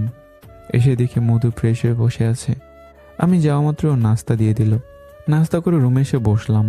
তখন আর কিছু বললাম না, কারণ আঙ্কেল ছিলেন, আর আমি চাই না আঙ্কেল এই ব্যাপারে কিছু জানুক। একটু পর মধু আসলো রুমে। হঠাৎ তার চোখ টেবিলে গেল। অনেকগুলো গিফট রাখা। এই গিফটগুলো কখন আনলে আর আনপ্যাক করলে না কেন? আমি নিশ্চুপ। ও বুঝেছি, আমার জন্য এনেছো বুঝি। এইগুলো না তোমার জন্য এনেছি? না, আমার জন্য এনেছি। তো কার এগুলো? এইগুলো আমার বন্ধুরা দিয়েছে। হঠাৎ বন্ধুরা দিলেও কেন? কোনো স্পেশাল কারণ? বন্ধুরা যতই হারামি হোক না কেন, কখনো বেইমানি করে না। কি হয়েছে তো বলবা? এগুলো আমার বার্থডে গিফট, আমার জন্মদিনের উপহার। কাল তোমার জন্মদিন ছিল, আমাকে বলনি কেন? কাল সুভাষের জন্মদিন ছিল, আমারটা তেমন গুরুত্বপূর্ণ নয়, তাই বলিনি। সরি, আমি ভুলে গেছি। হঠাৎ খেয়াল করলাম ওরাতে খুব সুন্দর একটা আংটি। কোথায় পেলে এই আংটি? সুভাষর জন্মদিনে আমাকে গিফট দিয়েছে। আমাদের বিয়ের আংটি কই? তুমি কি মনে করো আমি এই কম দামে আংটি পরবো? আমি ফেলে দিয়েছি রাস্তায়। ঠাস ঠাস করে কষে 2টা চর মেরে দিলাম। বিয়েকে কি খেলা মনে করো? যখন মন চাইবে করবে, যখন মন চাইবে তার সাথে ঘুরবে। আবার আমাকে কি তোমার কি মনে হয় এ কদিনে একবারও কি আমাকে স্বামী মনে করেছো? আমি জানি করনি। কেমনে করবে? নিজের স্বামীর বার্থডে রেখে অন্য পুরুষের বার্থডে পালন করে। আর যে আংটিটা ফেলে দিয়েছিলে, একবারের জন্য কি ভাবনি আমি কি করছি? তুমি তো সেদিন দেখেছিলে আমার আম্মু নিজ হাতে থেকে সে আংটি খুলে তোমাকে দিয়েছিল। আর কি বলেছিলেন? বলেছিলেন আংটিটা খুব যত্ন করে রেখো। এই দিলে তার প্রতিদান? দিলাম প্রতিদান। তোর সাথে বিয়ের পর আমি কি পেয়েছি? কিছুই না। আর তুই কিছুই দিতে পারবিও না। আমার জীবনের সবচেয়ে ভুল সিদ্ধান্ত ছিল তোকে বিয়ে করা। আমার জীবনটা নষ্ট করে দিলি। এই দেখ আংটি, এটা কোনো সোনার আংটি নয়, এটা হচ্ছে ডায়মন্ড, যা কখনো তুই চোখে দেখিসনি। এই টাকার কাছে হেরে গেল তোমার ভালোবাসা। যদি তোমার টাকাওয়ালা ছেলে দরকার ছিল, তাহলে আমাকে কেন বিয়ে করলে? তখন তো বুঝিনি এত কিছু। আজ টাকা থাকলে সবকিছু পাওয়া যায়। ভালোবাসা পাওয়া যায়? হ্যাঁ, পাওয়া যায়। দেখো, এসব পাগলামো করো না। তোমার বোঝা উচিত এখন তুমি একজন বিবাহিতা মেয়ে। আর মাত্র 1 বছর বাকি আছে আমার লেখাপড়া শেষ হবার। তারপর আমি একজন কেমিক্যাল ইঞ্জিনিয়ার হয়ে যাব। একটা চাকরি করব, তোমার সব চাহিদা পূরণ করব। আমাদের সুখের দিন ফিরে আসবে। স্বপ্ন দেখতে থাকো। তোমার স্বপ্ন কখনো পূরণ হবে না, আর আমার স্বপ্ন প্রায় পূরণ হতে চলেছে। কেন হবে না? আর পূরণ হতে চলেছে মানে? মানে খুব সোজা, আমি সুভাষকে ভালোবাসি আর ও আমাকে ভালোবাসে। কি? হ্যাঁ, তুমি ঠিকই শুনেছ। তোমার মাথা ঠিক আছে মধু? তুমি কি বলছো তুমি বুঝতে পারছো তো? হ্যাঁ, আমি সব বুঝেই বলতেছি। মধু, একটু বেশি হয়ে যাচ্ছে না তো? তোমার কি মনে হচ্ছে না তুমি একটু বেশি করে ফেলছো?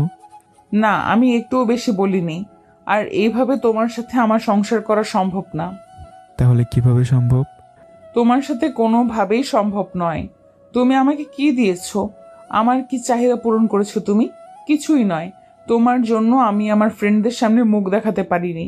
যেই সব ফ্রেন্ড কোনোদিন আমাকে ছাড়া এক মুহূর্তও থাকতে পারতো না, আজ সেই ফ্রেন্ডরা আমাকে অ্যাভয়েড করছে। প্রকৃত বন্ধু কখনো নিজের বন্ধুকে ছেড়ে চলে যেতে পারে না। তারা দুঃসময়ে তার ফ্রেন্ডকে একা ছাড়তে পারে না।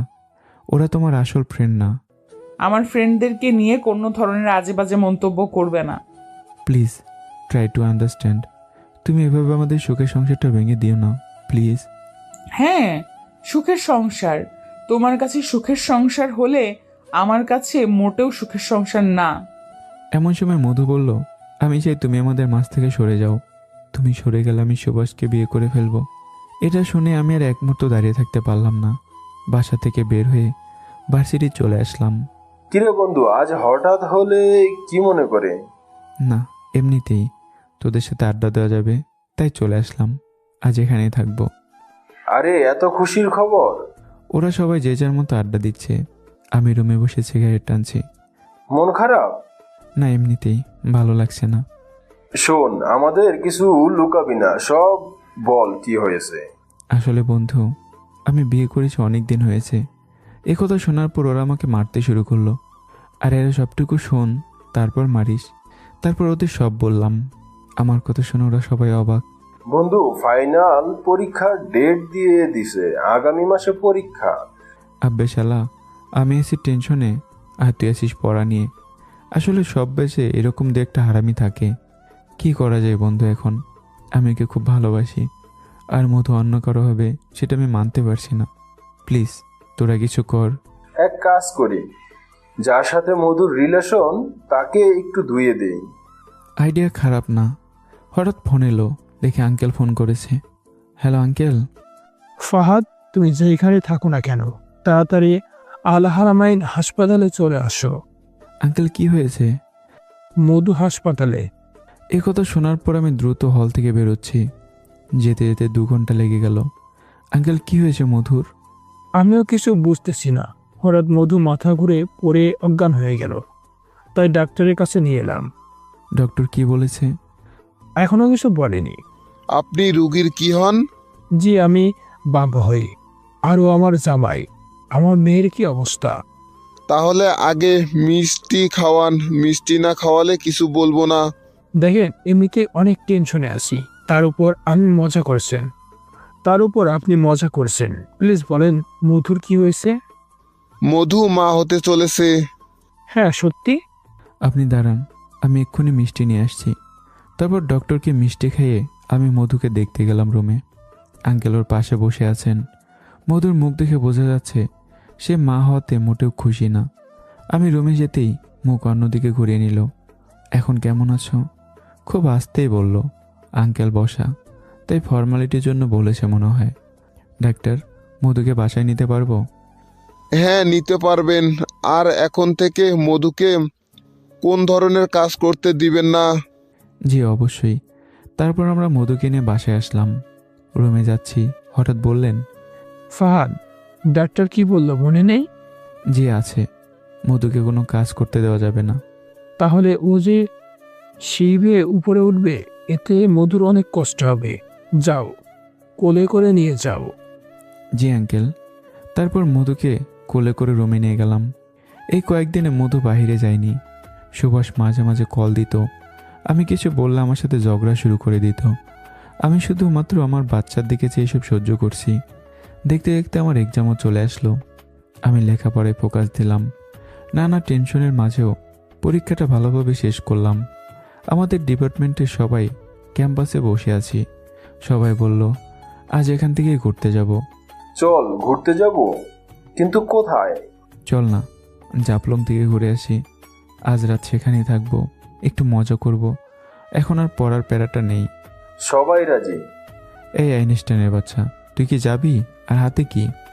দেখছিস না, হাতে বই আছে। তোরা যখন বলেছিস তাই যাব। আর হলে থেকে 2টো বই নিয়ে আসি, ওখানে গিয়ে পড়ব। ভাই তোর পায়ে পড়ি, বই আনতে যাইস না। আজকের দিন বাদ দে। আমি কথা দিচ্ছি, তোর কবরে আমি অনেকগুলো বই দেব। বন্ধু, তোরা গাড়ি রিজার্ভ কর, আমি আর ফাহাদ আসছি। কি হয়েছে তোর আবার?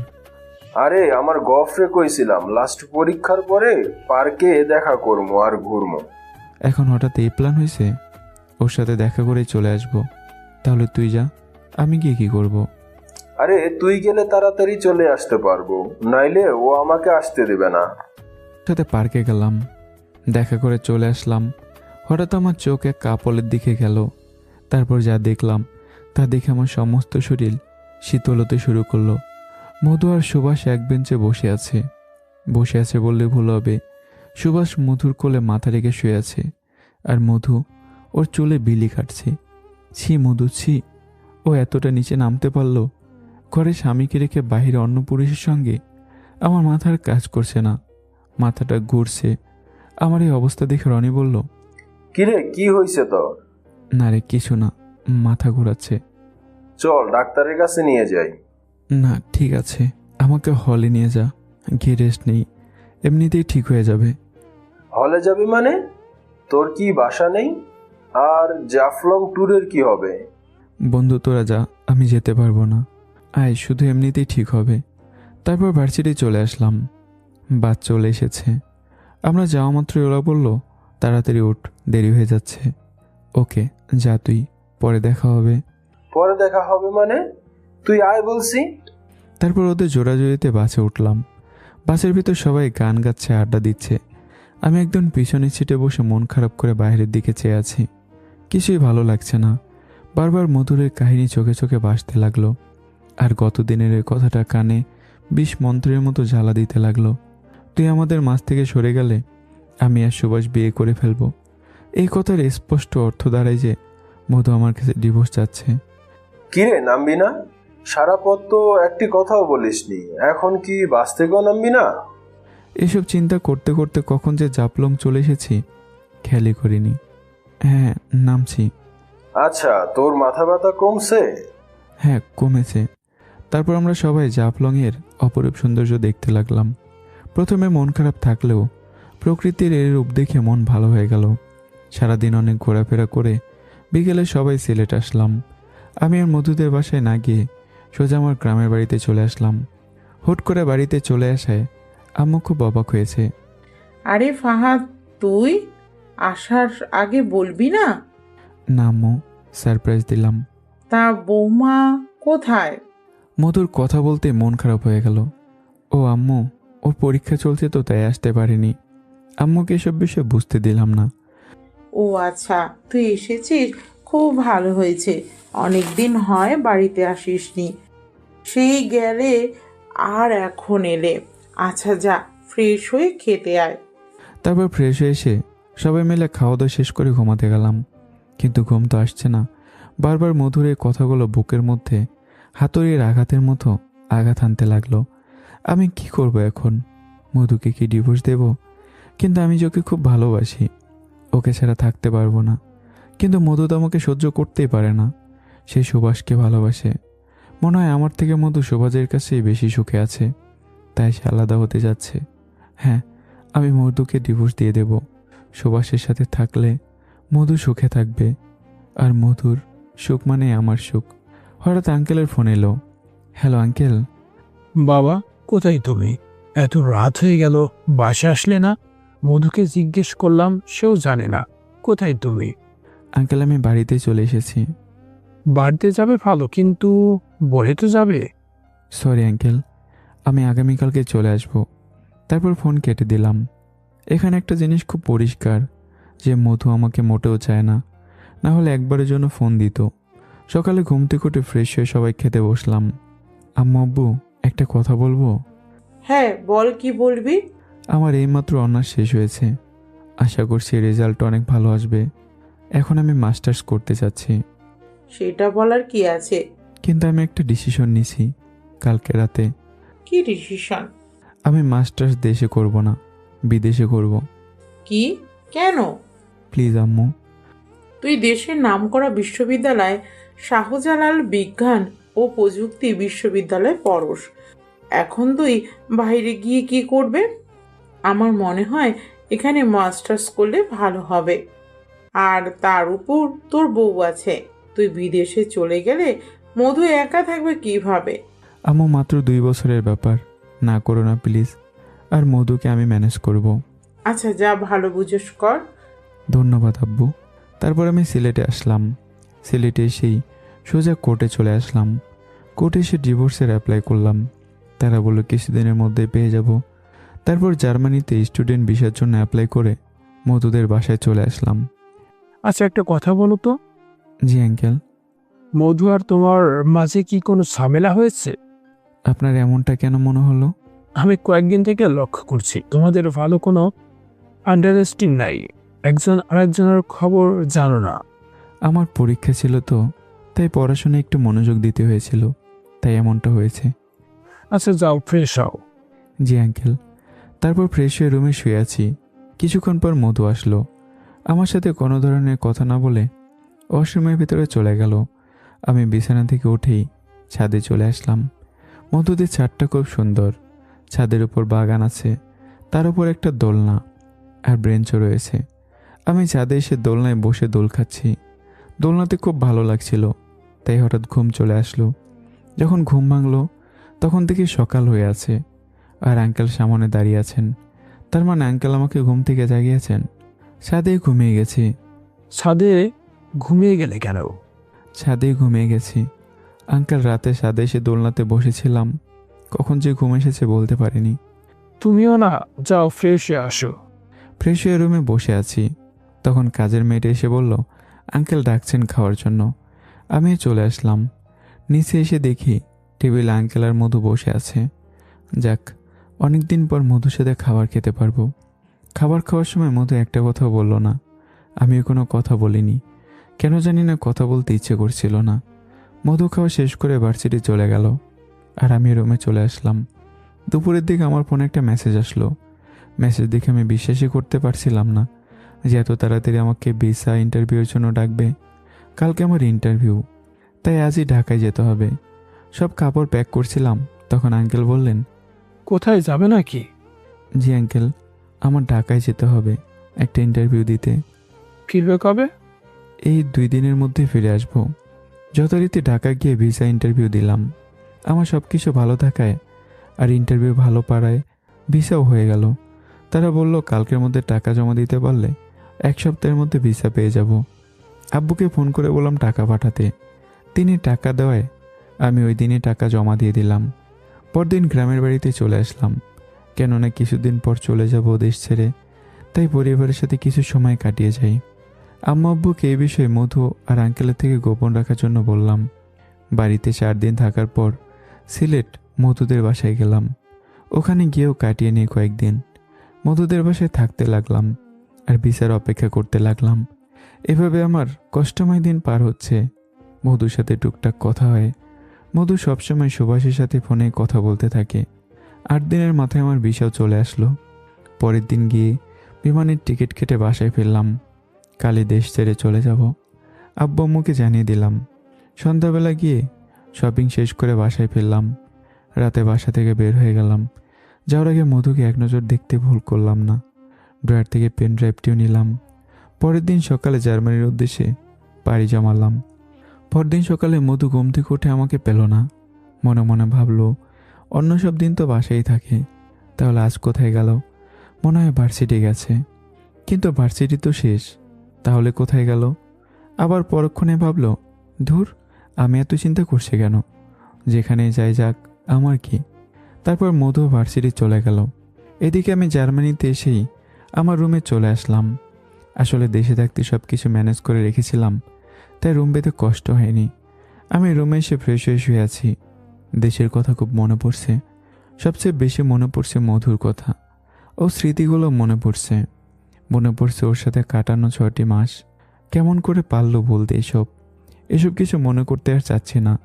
আপাতত এসব কিছু বলে কি আমার পড়াশোনায় ফোকাস দেওয়া উচিত, তাতেই মঙ্গল।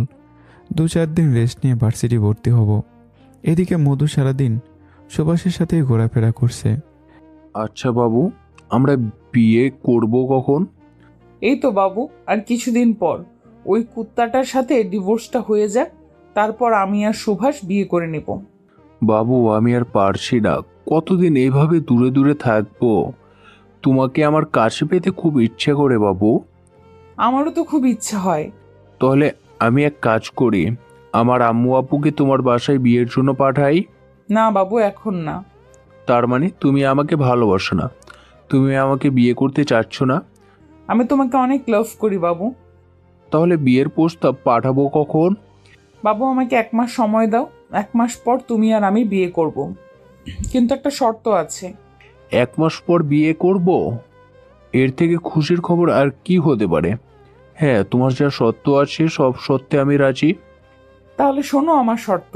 আমাদের বিয়েতে কোনো ধরনের আয়োজন করা যাবে না, কাউকে জানানোও যাবে না। আমি আর তুমি বিয়ে করব একটি কাজী অফিসে গিয়ে। এটা কেমন কথা? জানো না আমার বাবা কত বড় বিজনেসম্যান?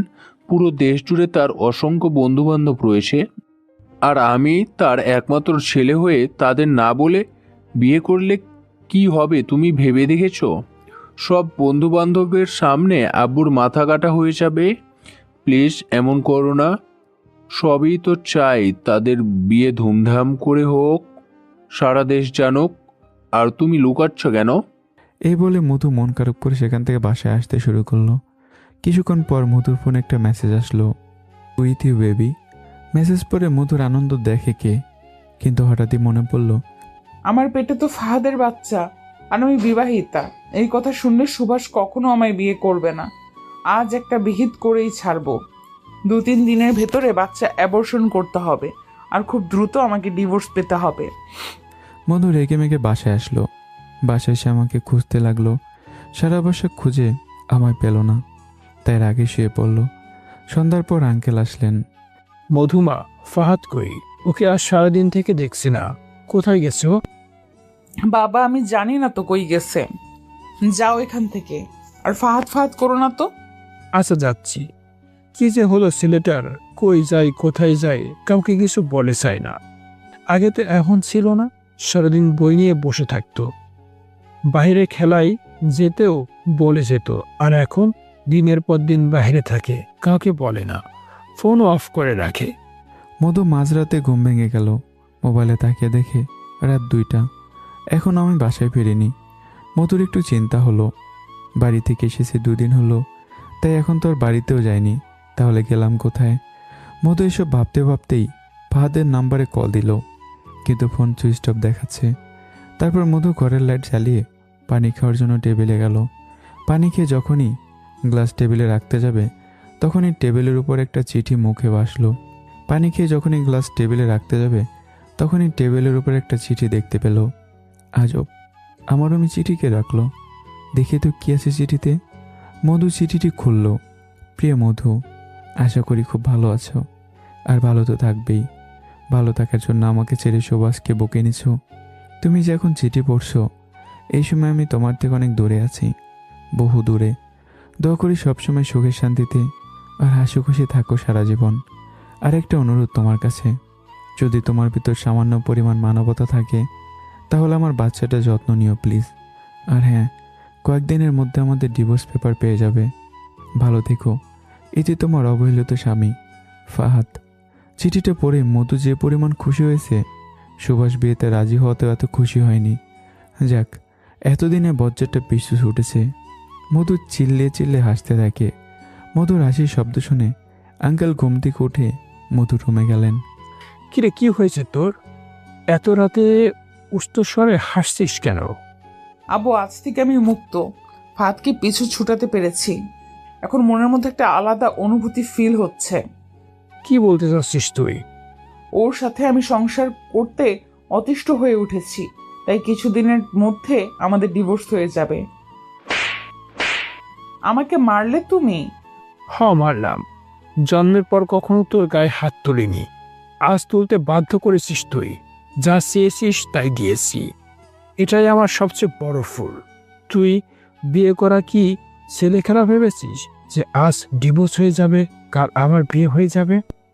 আর তুই ভুলে যাস না, তোর ভিতরে আরো একটি প্রাণ আছে। কিছুদিন পর তুই মা হতে চলছিস, আর এখন তুই এই সিদ্ধান্ত নিবি আমি ভাবতেই পারিনি। আব্বু, এত কিছু আমি শুনতে চাই না। আমি আগামী মাসে সুভাষকে বিয়ে করব, ব্যাস। এই সুভাষ আবার কে? যাকে আমি ভালোবাসি। তবে একটা কথা শুনে দেখ, তোদের ডিভোর্স হয়ে গেলে তুই শুধু ফাহাদের থেকে আলাদা নয়, আমার থেকেও আলাদা হয়ে যাবে, কথাটা মনে রাখিস। এই বলে আঙ্কেল রাগে নিজের রুমে চলে গেলেন। আঙ্কেলের এত কথা শোনার পরও মধু তার সিদ্ধান্তে অনড়। পরদিন সে একটা হাসপাতালে গেল। আপনার কি সমস্যা? জি, আমি বাচ্চা অ্যাবর্শন করতে চাই। কয় মাসের? 6 মাসের। সরি, আমরা এসব পারবো না। আমরা ডাক্তার, কোনো খুনি হতে পারবো না। তারপর মধু ডাক্তারকে অনেক টাকা লোভ দেখিয়ে রাজি করিয়ে নিল। ঠিক আছে, আপনাকে কয়েকটি টেস্ট দিচ্ছি, এগুলো করান। ঠিক আছে। তারপর মধু কয়েকটি টেস্ট করলো। ডক্টর মধুকে কিছু ওষুধ লিখে দিয়ে বলল, এই ওষুধগুলো খাবেন আর 2 দিন পরে আসবেন। ঠিক আছে। 2 দিন পর মধু হাসপাতালে যাচ্ছে। বারবার আমার কথাটি তার মনে পড়ছে, আমার বাচ্চাটা যত্ন নিও। কিন্তু মধুর করার কিছু নেই। সুভাষকে বিয়ে করতে হলে তাকে অ্যাবর্শন করতেই হবে। মধু হাসপাতালের গেটের ভিতর ঢুকছে। তারপর ডক্টরের কাছে গিয়ে সব কিছু শেষ করে মধুকে অপারেশন থিয়েটারে নিয়ে যাওয়া হচ্ছে। এমন সময়ই সুভাষ মধুর দুগালে থাপ্পড় মারল। ছি মধুর, ছি, তুমি আমাকে এত বড় ধোকা দিয়েছো, তুমি আমার সাথে প্রতারণা করেছো, আমি ভাবতেই পারছি না। আমি তো তোমাকে ভালোবেসেছিলাম, আর তুমি আমাকে ধোকা দিলে। তুমি তো আমাকে প্রপোজ করেছিলে। হ্যাঁ মানছি, আমি তোমাকে প্রপোজ করেছি, তোমাকে পাওয়ার জন্য কত কিছুই না করেছি। তবে তুমি যে বিবাহিতা সে কথা আমাকে গোপন করলে। তার থেকে বড়, তুমি মা হতে চলেছো, তারপরেও আমার সাথে প্রেম করতে রাজি হয়েছিলে। তুমি যে এত বাজে মেয়ে, আগে জানলে আমি কখনো তোমাকে ভালোবেসে আমার সময় নষ্ট করতাম না। নিশ্চয়ই তোমার মনে প্রশ্ন জেগেছে যে আমি এত কিছু জানলাম কি করে, তাই না? তাহলে শোনো, যে আব্বুকে না জানিয়ে আমি তোমার নষ্ট মেয়েকে বিয়ে করতে চাচ্ছিলাম, আজ তার জন্যই আমি বেঁচে গিয়েছি। তুই সেদিন হসপিটালে এসে তোর প্রেগনেন্সি টেস্ট করে বেবি অ্যাবর্শন করতে চাচ্ছিলে, সেদিন হঠাৎ করে আমার আব্বুর হার্ট অ্যাটাক হয়। আমি তাড়াতাড়ি তাকে এই হাসপাতালে নিয়ে আসি। আমার আব্বুকে ডাক্তার অপারেশন থিয়েটারে নিয়ে গেল। কিছুক্ষণ পর ডাক্তার বেরিয়ে আসলো। ডক্টর, আমার আব্বুর খবর কি? উনি ঠিক আছেন তো? আল্লাহর অশেষ কৃপায় এ যাত্রায় বেঁচে গেলেন, কিন্তু আবার হলে বিষয়টি খুব গুরুতর পর্যায়ে চলে যাবে। আর আপনি আমার কেবিনে আসুন। জি ডক্টর। তারপর আমি ডক্টরের কেবিনে গেলাম। আপনার আম্মু আসেননি? উনি বেঁচে নেই। Sorry for the. আর শুনুন, এখন থেকে ওনাকে আর কোনো ধরনের টেনশন করতে দিবেন না। আপনার বাবার প্রচুর রেস্টের দরকার। সবসময় হাসি খুশি রাখার চেষ্টা করবেন। জি ডক্টর, আপনাকে অসংখ্য ধন্যবাদ। এ বলে চেয়ার থেকে যখনই উঠতে যাব তখনই একটি ফাইলের দিকে আমার নজর গেল। ফাইলের উপরে লেখা ফাতেমা আক্তার মধু। মধুর নাম কেন? আমার মধুর আবার কিছু হলো না তো? ডক্টর, জি বলুন। এই ফাইলটা একটু দেখাবেন please? Sorry for that, owner file আমি দেখাতে পারবো না। এটি একটি প্রাইভেট কেস। প্লিজ ডক্টর, ও আমার হবু বউ। কিছুদিন পর আমরা বিয়ে করব। এই কথা শোনার পর ডক্টর আমার দিকে অগ্নিদৃষ্টিতে তাকিয়ে যা বলল তা শোনার পর আমার কান স্তব্ধ হয়ে গিয়েছিল। কিছুদিন পর বিয়েই যখন করবেন তখন বাচ্চা অ্যাবর্শন করছেন কেন? কি বাচ্চা? বাচ্চা কোথা থেকে আসবে? আমি তো একমাত্র একদিন শুধু কিস করেছি, এতে বাচ্চা কি করে? তারপর হাসপাতাল থেকে এসে তোমার খোঁজ নিয়ে সব কিছু জানতে পারি। আমার ঠিক ওই মুহূর্তে মনে হচ্ছিল তোমাকে খুন করে ফেলবো, কিন্তু করিনি। কেন জানো? কারণ তুমি সারা জীবন এভাবে নিজের পাপের অগ্নিগর্তে নিজে সারা জীবন জ্বলে ছাই হবে। আমি তোমাকে খুন করলে তুমি বেঁচে যেতে আর ফেঁসে যেতাম আমি। আমি এত বোকা না। আর আমি যেটা শুনেছি, তোমার হাজবেন্ড মনে হয় না তোমাকে আবার ফিরিয়ে নিবে। তোমার হাজবেন্ডকে অনেক খুঁজেছি, তার কাছে সরি বলার জন্য, কিন্তু পাইনি। তাকে কখনো পেলে আমার পক্ষ থেকে সরি বলে দিও। আসি এখন, বাই। কি হলো, আসুন তাড়াতাড়ি। ডক্টরকে কিছু না বলে মধু কেঁদে কেঁদে বাসায় চলে আসলো। এখন আসি আমার দিকটায়। আজ আমি ভার্সিটি গেলাম। টেকনিক্যাল ইউনিভার্সিটি অব মিউনিকে চান্স পেয়েছি। ভর্তি সব কার্যক্রম সম্পন্ন করে আসলাম। ওরিয়েন্টের ক্লাস শুরু হবে আগামী সপ্তাহে। 4 দিন বাকি আছে। আমি পড়াশোনার পাশাপাশি একটা জবও জোগাড় করে নিই। জার্মানিতে বেশ ইনকাম করার সোর্স আছে। বোঝা যাচ্ছে মাসে 1 থেকে 1.5 লাখের মতো ইনকাম করা যাবে। আমি বড়লোক হয়ে যাব। টাকা পয়সা গাড়ি বাড়ি সবই করতে পারবো। মধুকে দেখিয়ে দেব আমিও পারি। এসব ভাবতে ভাবতে নিজের বাসায় চলে আসলাম। ভার্সিটিতে গিয়ে একটা ফ্রেন্ড হয়েছিল, নাম তন্ময়। ওর বাড়ি হচ্ছে গুজরাট, ইন্ডিয়াতে। আমি বাসায় বিশ্রাম নিচ্ছি, তখনও ফোন দিয়ে বলল যে বাইরে বেড়াতে যাবে। তারপর আমি ওর সাথে চলে গেলাম বেড়াতে। নতুন দেশ, নতুন জায়গায় আসতে পেরে মনে খুব আনন্দ বিরাজ করছিল। এখানকার পরিবেশটা খুবই মনোমুগ্ধকর, অনেক ভালো লাগলো। রাতে বাসায় ফিরলাম। এদিকে মধু বাসায় এসে দরজা বন্ধ করে কান্না করতে থাকে। দুপুর থেকে রাত পর্যন্ত কান্না করতে থাকে। মধুর কান্নার আওয়াজ শুনে আঙ্কেল মধু রুমের দরজায় নক করলেন। মধু দরজা খুলে দিল। কি হয়েছে? সারাদিন থেকে দেখছি কান্না করছিস। আব্বু, আমাকে মাফ করে দিও। কেন, কি হয়েছে? আব্বু, আমি সি সি সি সি, তুই আমার নিজের মেয়ে হয়ে এসব করতে পারলি? প্লিজ আব্বু, আমাকে ক্ষমা করে দাও। আমার অনেক বড় ভুল হয়ে গেছে। ক্ষমা আমার কাছে নয়, ফাহাদের কাছে চা। মধু তাড়াতাড়ি ফোন বের করে আমাকে ফোন দিতে লাগলো, কিন্তু প্রতিবারই ফোন সুইচ অফ বলে। মধু হতাশ হয়ে পড়ে। আব্বু, এখন কি হবে? ফাহাদকে কি আমি পাবো না? আমি কি করে বলবো? তোর আগে ভাবা উচিত ছিল। কালকে ওর বাড়ি থেকে আসবো, তারা বলতে পারবে ফাহাদ কোথায়। এখন ভাত খেয়ে নে। কাজের মেয়ে মধুর টেবিলের উপর খাবার রেখে দিয়ে গেল। মধু খাবার খাচ্ছে না, শুধু কান্না করেই যাচ্ছে। এভাবে কান্না করতে করতে রাত প্রায় 1টা হয়ে গেল। মধুর হঠাৎ মনে পড়ল আমার কথা। আমি বলেছিলাম আমার বাচ্চাটা যত্ন নিও। সে মনে মনে ভাবল, যদি আমি নিজেকে কষ্ট দিই তাহলে আমার বাচ্চাও কষ্ট পাবে। পরে উঠে সে ভাত খেয়ে নিল। ভাত খেয়ে বিছানায় বসে আছে আর ভাবছে, আমি ওর সামনে কোন মুখ নিয়ে যাব? আমি ওর সামনে কখনো যেতে পারবো না। আমি ওর যে বিশ্বাস ভঙ্গ করেছি তা কখনো ফিরিয়ে আনতে পারবো না। এখন আমাকে নিজের কাছে ঘৃণিত মনে হচ্ছে। এতটা নিচে নামতে পারলাম আমি। এখন যদি আমি ফাহাদের সামনে ভালোবাসা নিয়ে যাই, তাহলে সেটা নিতান্ত হাস্যকর ছাড়া আর কিছুই নয়। আমি আমার ভুল বুঝে এখন ওকে ভালোবাসি, এটাও কখনো বিশ্বাস করবে না। আমি আর এই পৃথিবীতে থাকতে চাচ্ছি না। আমি আমার পাপের প্রায়শ্চিত্ত করতে হবে। আমার পাপের একমাত্র শাস্তি হচ্ছে মৃত্যু। তারপর সে ফ্যানের সাথে একটা শাড়ি বেঁধে নিজের গলায় পেঁচালো। মধু যেই নিজেকে ফাঁসি দিতে যাবে, তখনই নিজের পেটে থাকা বাচ্চার কথা আবার মনে পড়ে গেল। আমি নিজে যদি একা হতাম তাহলে নিজেকে মেরে ফেলতাম। আমি যে পাপী, আমার মরাটাই শ্রেয়। কিন্তু এই নিষ্পাপ বাচ্চাটার কি হবে? ও কি অপরাধ করেছে? আমার অপরাধের ফল আমার বাচ্চা ভোগ করবে কেন? এসব চিন্তা করে মধু নিজেকে আর ফাঁসিতে ঝোলাতে পারল না। এখন মধু আর ঘর থেকে বাইর হয় না। সারাদিন ঘরের মধ্যে বসে থাকে, কখনো হাসি খুশি থাকে না। আমার বাড়িতে গিয়েছিল কয়েকবার, কিন্তু আব্বু আম্মু আমার কথা কিছু বলেনি, কেননা তারা আমাকে প্রমিস করেছিল। এভাবে কেটে গেল আরও কয়েকটি মাস। আজ মধুর ডেলিভারি হয়েছে। ফুটফুটে একটি কন্যা সন্তানের জন্ম দিয়েছে মধু। মধু তার সন্তানের মুখ দেখেই খুশিতে কেঁদে ওঠে। মা মেয়ে দুজনে বেশ ভালো আছে। মধু আর আগের ভার্সিটিতে যায় না।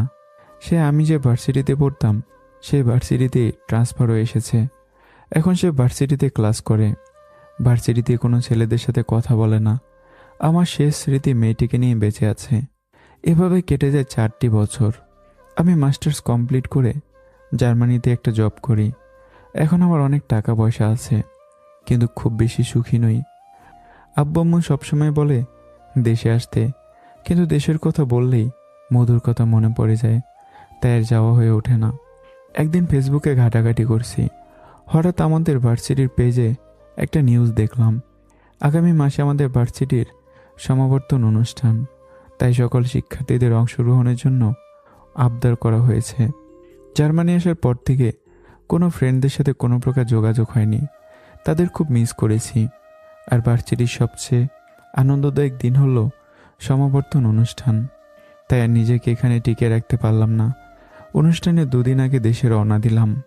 এয়ারপোর্ট থেকে সোজা আমাদের বাসায় চলে আসলাম। বাড়িতে দরজায় নক করার পর আম্মু এসে দরজা খুলে অবাক হয়ে গেছেন। ফাহাদ, তুই আসার আগে আমাদের জানালি না কেন? সারপ্রাইজ কেমন দিলাম আম্মু?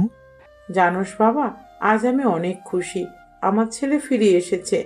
হ্যাঁ, আমি অনেক খুশি তোমাকে পেয়ে। আর কখনো বিদেশে যাওয়ার নাম মুখে আনবি না। ঠিক আছে আম্মু, আর বিদেশে যাব না। আব্বু কোথায়? তোমার আব্বু বাজারে গেছে, এক্ষুনি চলে আসবে। তুই গিয়ে ফ্রেশ হ। ঠিক আছে। তারপর আব্বু বাসায় আসলে কুশল বিনিময় করলাম। রবিবার সকালে রওনা দিলাম ভার্সিটির উদ্দেশ্যে। খুব আনন্দ লাগছে। অনেকদিন পর বন্ধু বান্ধবীর সাথে দেখা হবে। সকাল 10টায় ভার্সিটি পৌঁছে গেলাম। কি আমাদের ব্যাচের কাউকে দেখছি না কেন? এই যে শোনো, ব্যাচ 24-এর স্টুডেন্টরা কোথায় বলতে পারবে? ওনারা স্যাব ডিপার্টমেন্টের পেছনে মাঠে বসে আছেন। আচ্ছা, ধন্যবাদ। তারপর আমি ওদের ওখানে গেলাম। সবাই মাঠে বসে গোল হয়ে গান গাচ্ছে। আমি যেতেই সবাই আমাকে দেখে ভূত দেখার মতো আমার দিকে তাকালো। লিমন এসে আমাকে মারতে লাগলো। হারামি, এতদিন কোথায় ছিলি? তোরে কত খুঁজাখুঁজি করেছি, কিন্তু কোথাও পাইনি। কই ছিলি? তারপর সব বললাম, মধুর বিষয় ছাড়া। 11টার দিকে অনুষ্ঠান শুরু হলো। প্রথমে আমাদের সিনিয়র ব্যাচের স্টুডেন্টদের গাউন পরিয়ে মহামান্য রাষ্ট্রপতি সম্মাননা দিচ্ছেন। তারপর আমাদের দিলেন। সব স্টুডেন্টের পরনে কালো গাউন, দেখতে কি অপরূপ লাগছিল। আমাদের সম্মাননা দেওয়ার পর আমরা আমাদের নিজ আসনে বসে পড়লাম। হঠাৎ আমার চোখে আসলো একটা বাচ্চা মেয়ে কাঁদতেছে। বয়স আনুমানিক 3 থেকে 4 বছর হবে। আমি আবার ছোট বাচ্চাদের একদম পছন্দ করি না, কিন্তু আজ কেন জানি এই মেয়েটির প্রতি আলাদা মায়া কাজ করছে। এক অজানা আকর্ষণ টেনে নিচ্ছে মেয়েটির প্রতি। আমি ওর কাছে গেলাম। কি হয়েছে বাবু, কাঁদছো কেন? কেঁদো না আম্মু। আচ্ছা, তোমার আম্মু কোথায়? তারপর আমি ওকে কোলে নিয়ে বাইরে আসলাম। একটা দোকানে নিয়ে কয়েকটা চকলেট কিনে দিলাম।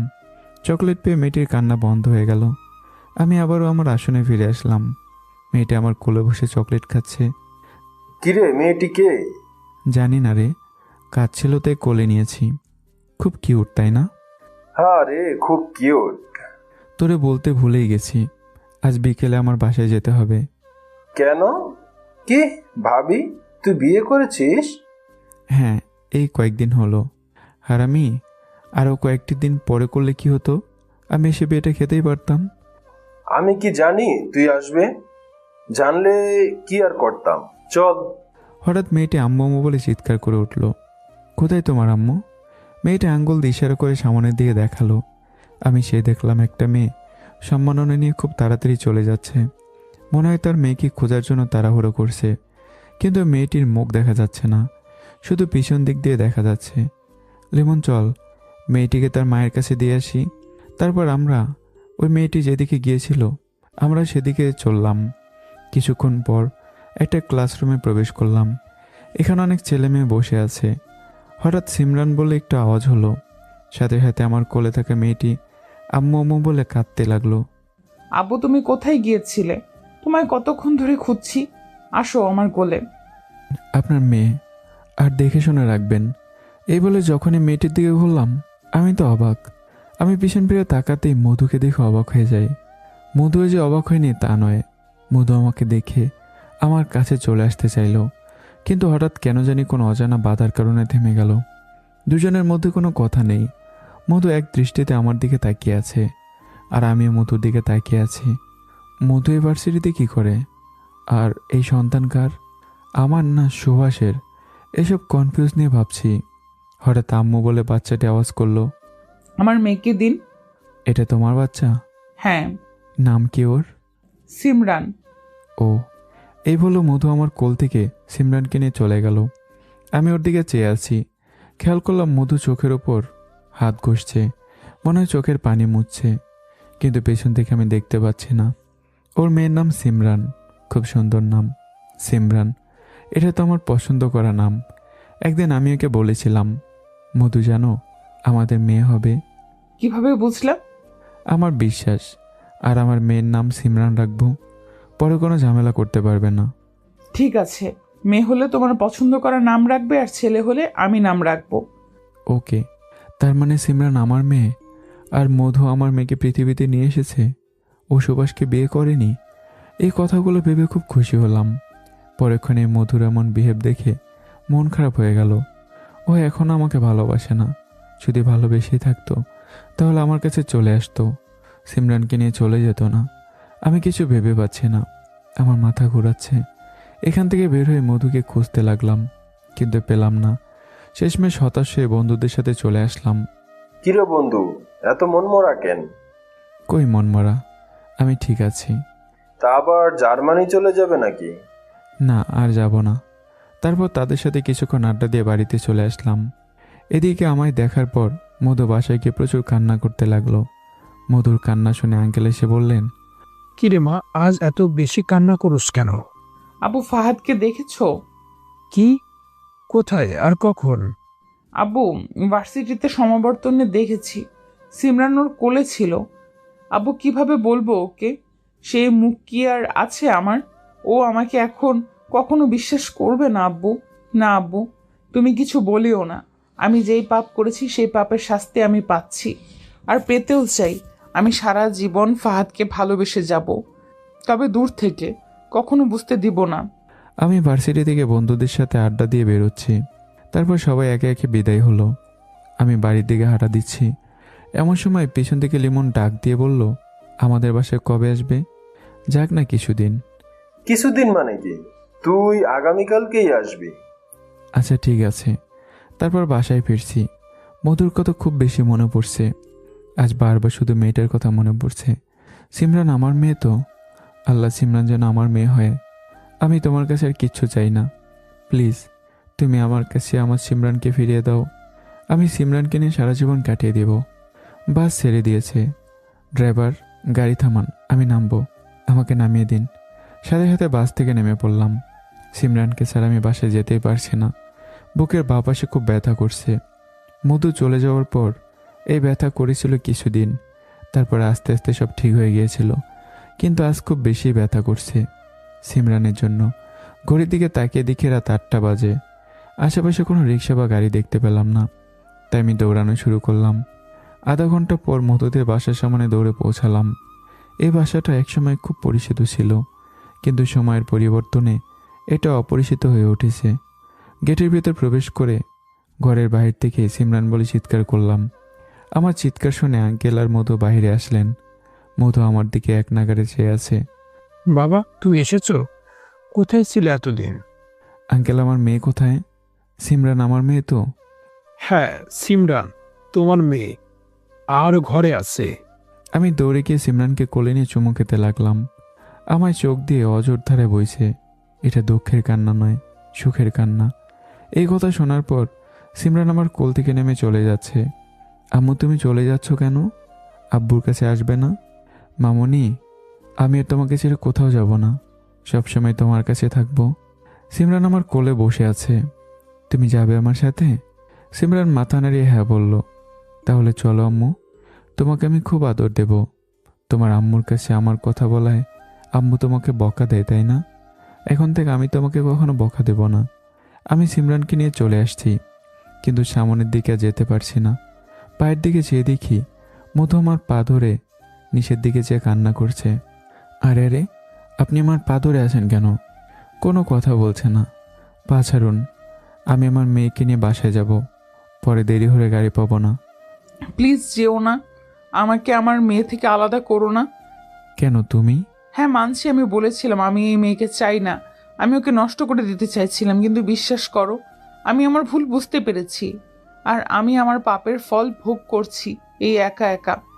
হ্যাঁ, এ তো আমার কোনো অসন্তুষ্ট নয়, কেননা পাপ করছি তার শাস্তি তো আমাকে পেতেই হবে, কিন্তু আমাকে তুমি এত বড় শাস্তি দিও না প্লিজ।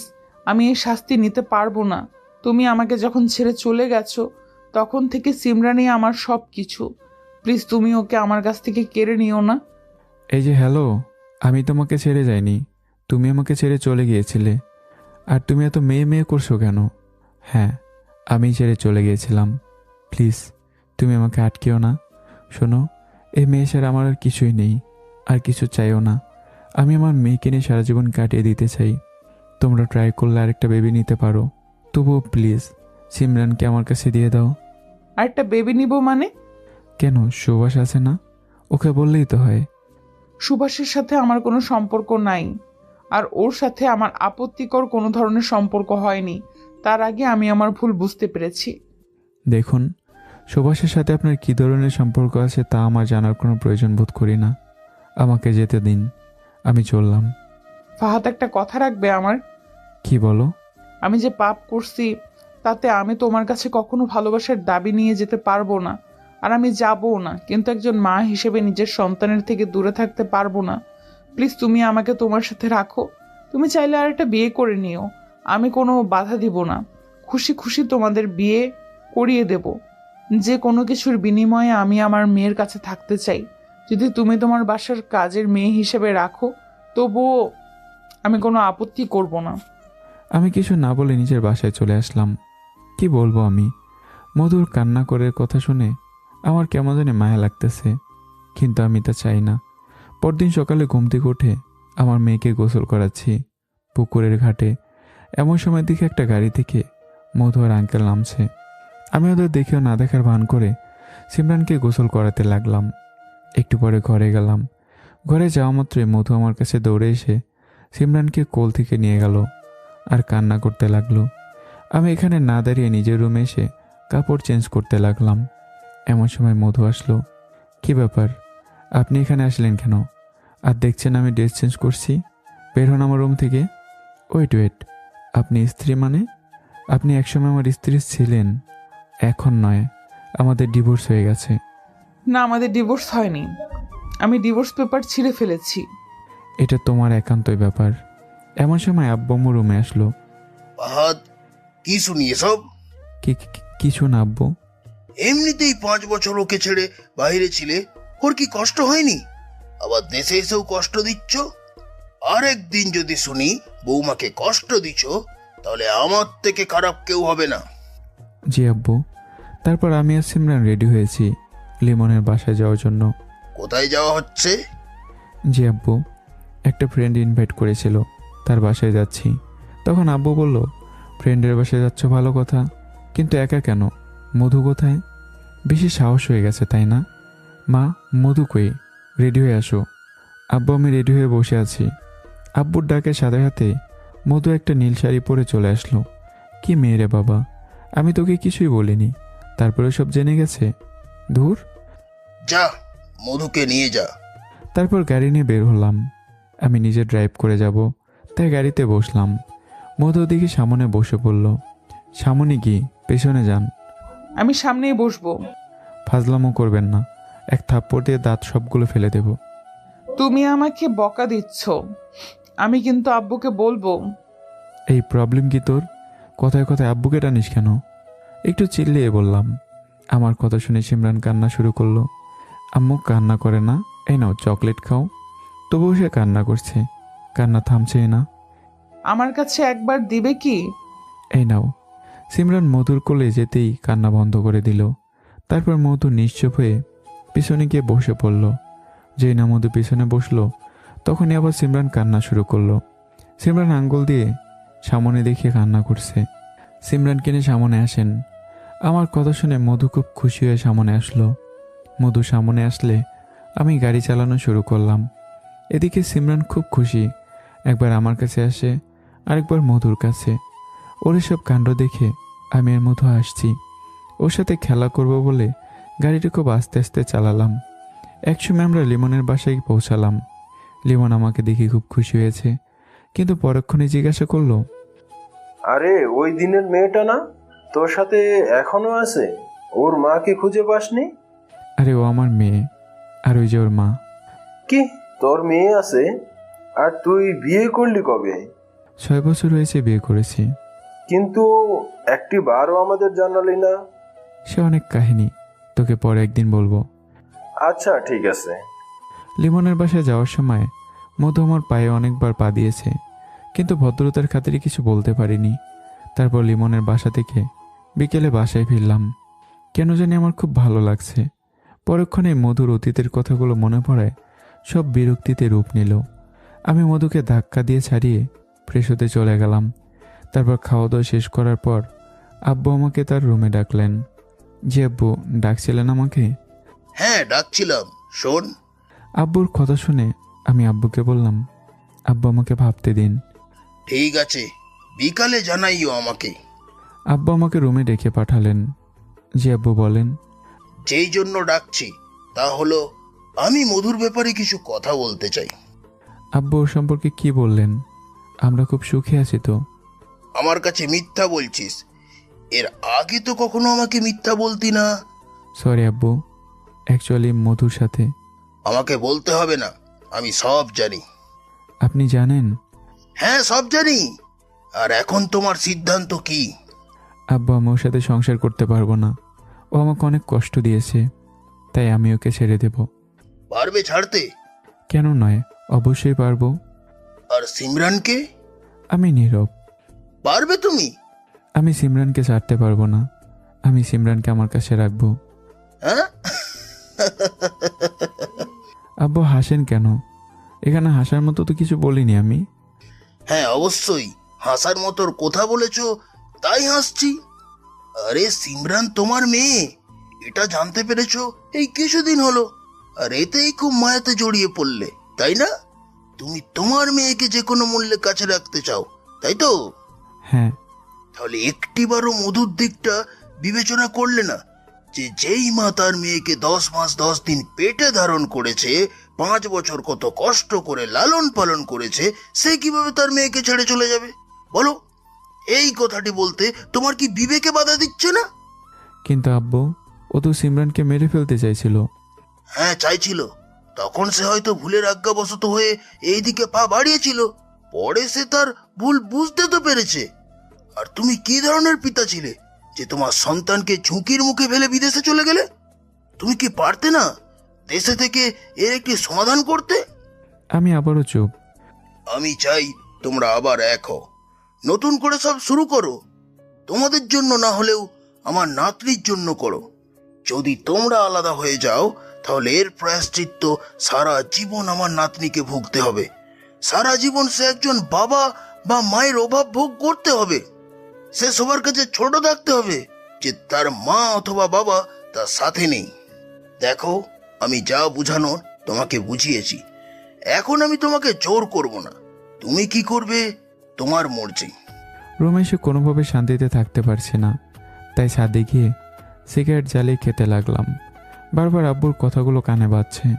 কি করব আমি? সিমরানকে আমি কখনোই ছাড়তে পারবো না, আবার কষ্ট দিতেও পারবো না। কিন্তু মধুর দেওয়া কষ্টগুলো মনে পড়লে ওর প্রতি ঘৃণা সৃষ্টি হয়। আমার জন্য না হলেও সিমরানের জন্য আমাকে আবার নতুন করে জীবন সাজাতে হবে। ছাদ থেকে নিচে গেলাম, মধুকে রুমে পেলাম না। বাইরে উকি দিয়ে দেখলাম মধু আর আম্মু রান্না করছে, আর সিমরান ফ্লোরে বসে খেলছে। আমি সিমরানকে কোলে করে রুমে নিয়ে এসে তার সাথে খেলা করতে লাগলাম। কিছুক্ষণ পর মধু আসলো। আম্মু বলছেন খাবারের জন্য ডাকছেন। আর আপনি ডাকছেন না? আমার কথা শুনে মধু কেমন হকচকে গেল। খেয়াল করলাম ও চোখের কোণে পানি চলে এসেছে। কিছু না বলেও চলে গেল, কিন্তু ওর চোখে পানি এলো কেন? যাই হোক, খেতে গিয়ে বসলাম। মধু সবাইকে খাবার সার্ভ করছে। বৌমা, তুমিও বসো, একসাথে খাবো। সিমরান আমার পাশে চেয়ারে বসা ছিল। আমি ওকে কোলে নিয়ে চেয়ার খালি করে দিলাম।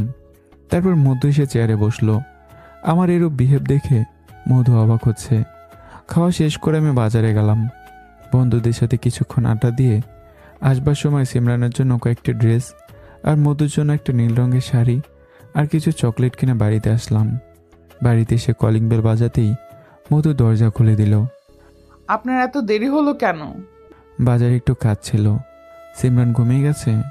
হ্যাঁ, ও ঘুমিয়ে গেছে, আর আপনার খাবার রুমে আছে। আসেন, আমি বেড়ে দিচ্ছি। আমি রুমে গেলাম। মধু খাবার বেড়ে দিচ্ছে। তুমি খেয়েছো? কথা বলো না কেন? আমার ভালো লাগছে না, তাই খাইনি। আচ্ছা যাও, আরেকটা প্লেট নিয়ে এসো। মধু জায়গায় দাঁড়িয়ে আছে, প্লেট আনতে যাচ্ছে না। আচ্ছা তাহলে এক প্লেটেই খাবো, বসো। মধু আমার সামনে বসলো, আর আমরা এক প্লেটে খাবার খাচ্ছি। খাচ্ছো কেন? কতদিন পর একসাথে খাবার খাচ্ছি, তাই খুশিতে কান্না চলে আসছে। আমি কিছু না বলে খাওয়া শেষ করলাম। দেখো তো কেমন হলো, সিমরানকে কি মানাবে? হ্যাঁ, অনেক সুন্দর। আগে তো তুমি কোনো কিছুই ভালো কিনতে পারতে না, এখন দেখি খুব ভালো পারো। এখন একজন বাবা, বুঝতে হবে না? ওকে, ঘুমিয়ে পড়ি। তারপর আমরা খাটে উঠলাম। কোথায় যাচ্ছ? লাগবে না, চলে এসো। মধুকে কেমন খুব খুশি খুশি লাগছে। তারপরে বিছানায় আসলো। সিমরানকে মাঝে রাখলাম, আর আমরা দুজন দুপাশে। কিছুক্ষণ পর আমার নিচে কি যেন খসখস করছে। আমি উঠে দেখি সিমরানের একটি ড্রেস আমার নিচে পড়ে আছে। আমি এটা উঠালাম। এটি জায়গা মতো রাখলে না? আমি ভুলে খাটের উপর রেখেছিলাম। দাও, আমি আলমারিতে রাখছি। মধু আলমারিতে রেখে আবার এসে শুয়ে পড়ল। কিছুক্ষণ পর মধু বলল, এই যে শুনছো? হ্যাঁ বলো। এখনো ঘুমাওনি? ঘুমালে তোমার জবাব দিতে পারতাম না। আচ্ছা, মেয়ের জন্য ড্রেস আনলে আর মায়ের জন্য কিছু আনলে না যে? আমার ঘুম পাচ্ছে। তার মানে কিছু আনোনি? আলমারিতে একটা ব্যাগ আছে, ঘুম ঘুম কণ্ঠেই বললাম। আমার কথা শুনে মধু দৌড়ে আলমারি খুলল। তারপর ব্যাগটা খুলে দেখে ওর জন্য একটা শাড়ি আর অনেকগুলো চকলেট রাখা। এগুলো দেখে মধু খুব খুশি হলো। ও আশ্রমে গিয়ে শাড়িটা পরে আমার কাছে আসলো। এই যে দেখো। কি? এই ওঠো। বলো কি? আমি উঠে দেখলাম মধু আমাদের শাড়িটা পরে আছে আর মুসকে মুসকে হাসছে। এত রাতে তুমি আবার শাড়ি চেঞ্জ করলে কেন? তুমি শাড়ি এনেছো আর আমি পরবো না, তা কি হয়? এখন বলো কেমন লাগছে আমায়? হ্যাঁ, অনেক সুন্দর লাগছে। আগে যেরকম বলতে সেরকম বলো না প্লিজ। তোমাকে পরীর মতো লাগছে। হঠাৎ মধু আমার গালে একটা পাপ্পি দিয়ে গেল। আমি তো থ হয়ে দাঁড়িয়ে আছি। এটা কি হলো? চলো ঘুমাই এখন। আচ্ছা চলো। খাটে গিয়ে হলো আরেক সমস্যা। সিমরান খাটে বাঁকা হয়ে শুয়ে আছে আর আমার জায়গা দখল করে আছে। সিমরানকে মাঝে নিয়ে এসো। ওকে নাড়লে ঘুম ভেঙে যাবে, এখানেই থাক। তাহলে ঠিক আছে। মধু মনে মনে সিমরানকে ধন্যবাদ দিচ্ছে আমার জায়গা দখল করার জন্য। তারপর আমরা ঘুমিয়ে পড়লাম। সকাল উঠে দেখি মধু আমাকে শক্ত করে জড়িয়ে ধরে আমার উপরই শুয়ে আছে। আমি ওকে ছাড়াতে পারছি না, তাই আমি ওর দিকে তাকিয়ে রয়েছি। একটু পর মধুর ঘুম ভাঙল। মধু দেখে যে আমি ওর দিকে চেয়ে আছি, কিন্তু আমি বুঝতে পারছি না যে মধুর ঘুম ভেঙে গেছে। এভাবে কি দেখছো? হ্যালো, ও হ্যাঁ হ্যাঁ, কি মশাই কোথায় ছিলেন? তোমার দুই নয়নে হারিয়ে বলে জিভে কামড় দিলাম। দূর, কি বলে ফেললাম। আর কতদিন এভাবে নিজেকে দূরে দূরে রেখে নিজে কষ্ট পাবে আর আমাকেও কষ্ট দিবে? আমি তোমায় কথা দিচ্ছি, তোমাকে আমি জীবনে কখনো কষ্ট দিব না। এই আমি সিমরানের কসম খেয়ে বললাম। প্লিজ তুমি আমাকে আপন করে নাও, আমি আর এইভাবে পারছি না। তুমি সত্যি কষ্ট দিবে না তো? একদম সত্যি। আমি ওর চোখের জল মুছে দিচ্ছি। ওকে, আজ থেকে আমি তোমাকে আপন করে নিলাম। এভাবেই চলতে লাগলো আমাদের সুখের সংসার। তো বন্ধুরা, গল্পটি কেমন হয়েছে? আর গল্পটি এখানেই শেষ।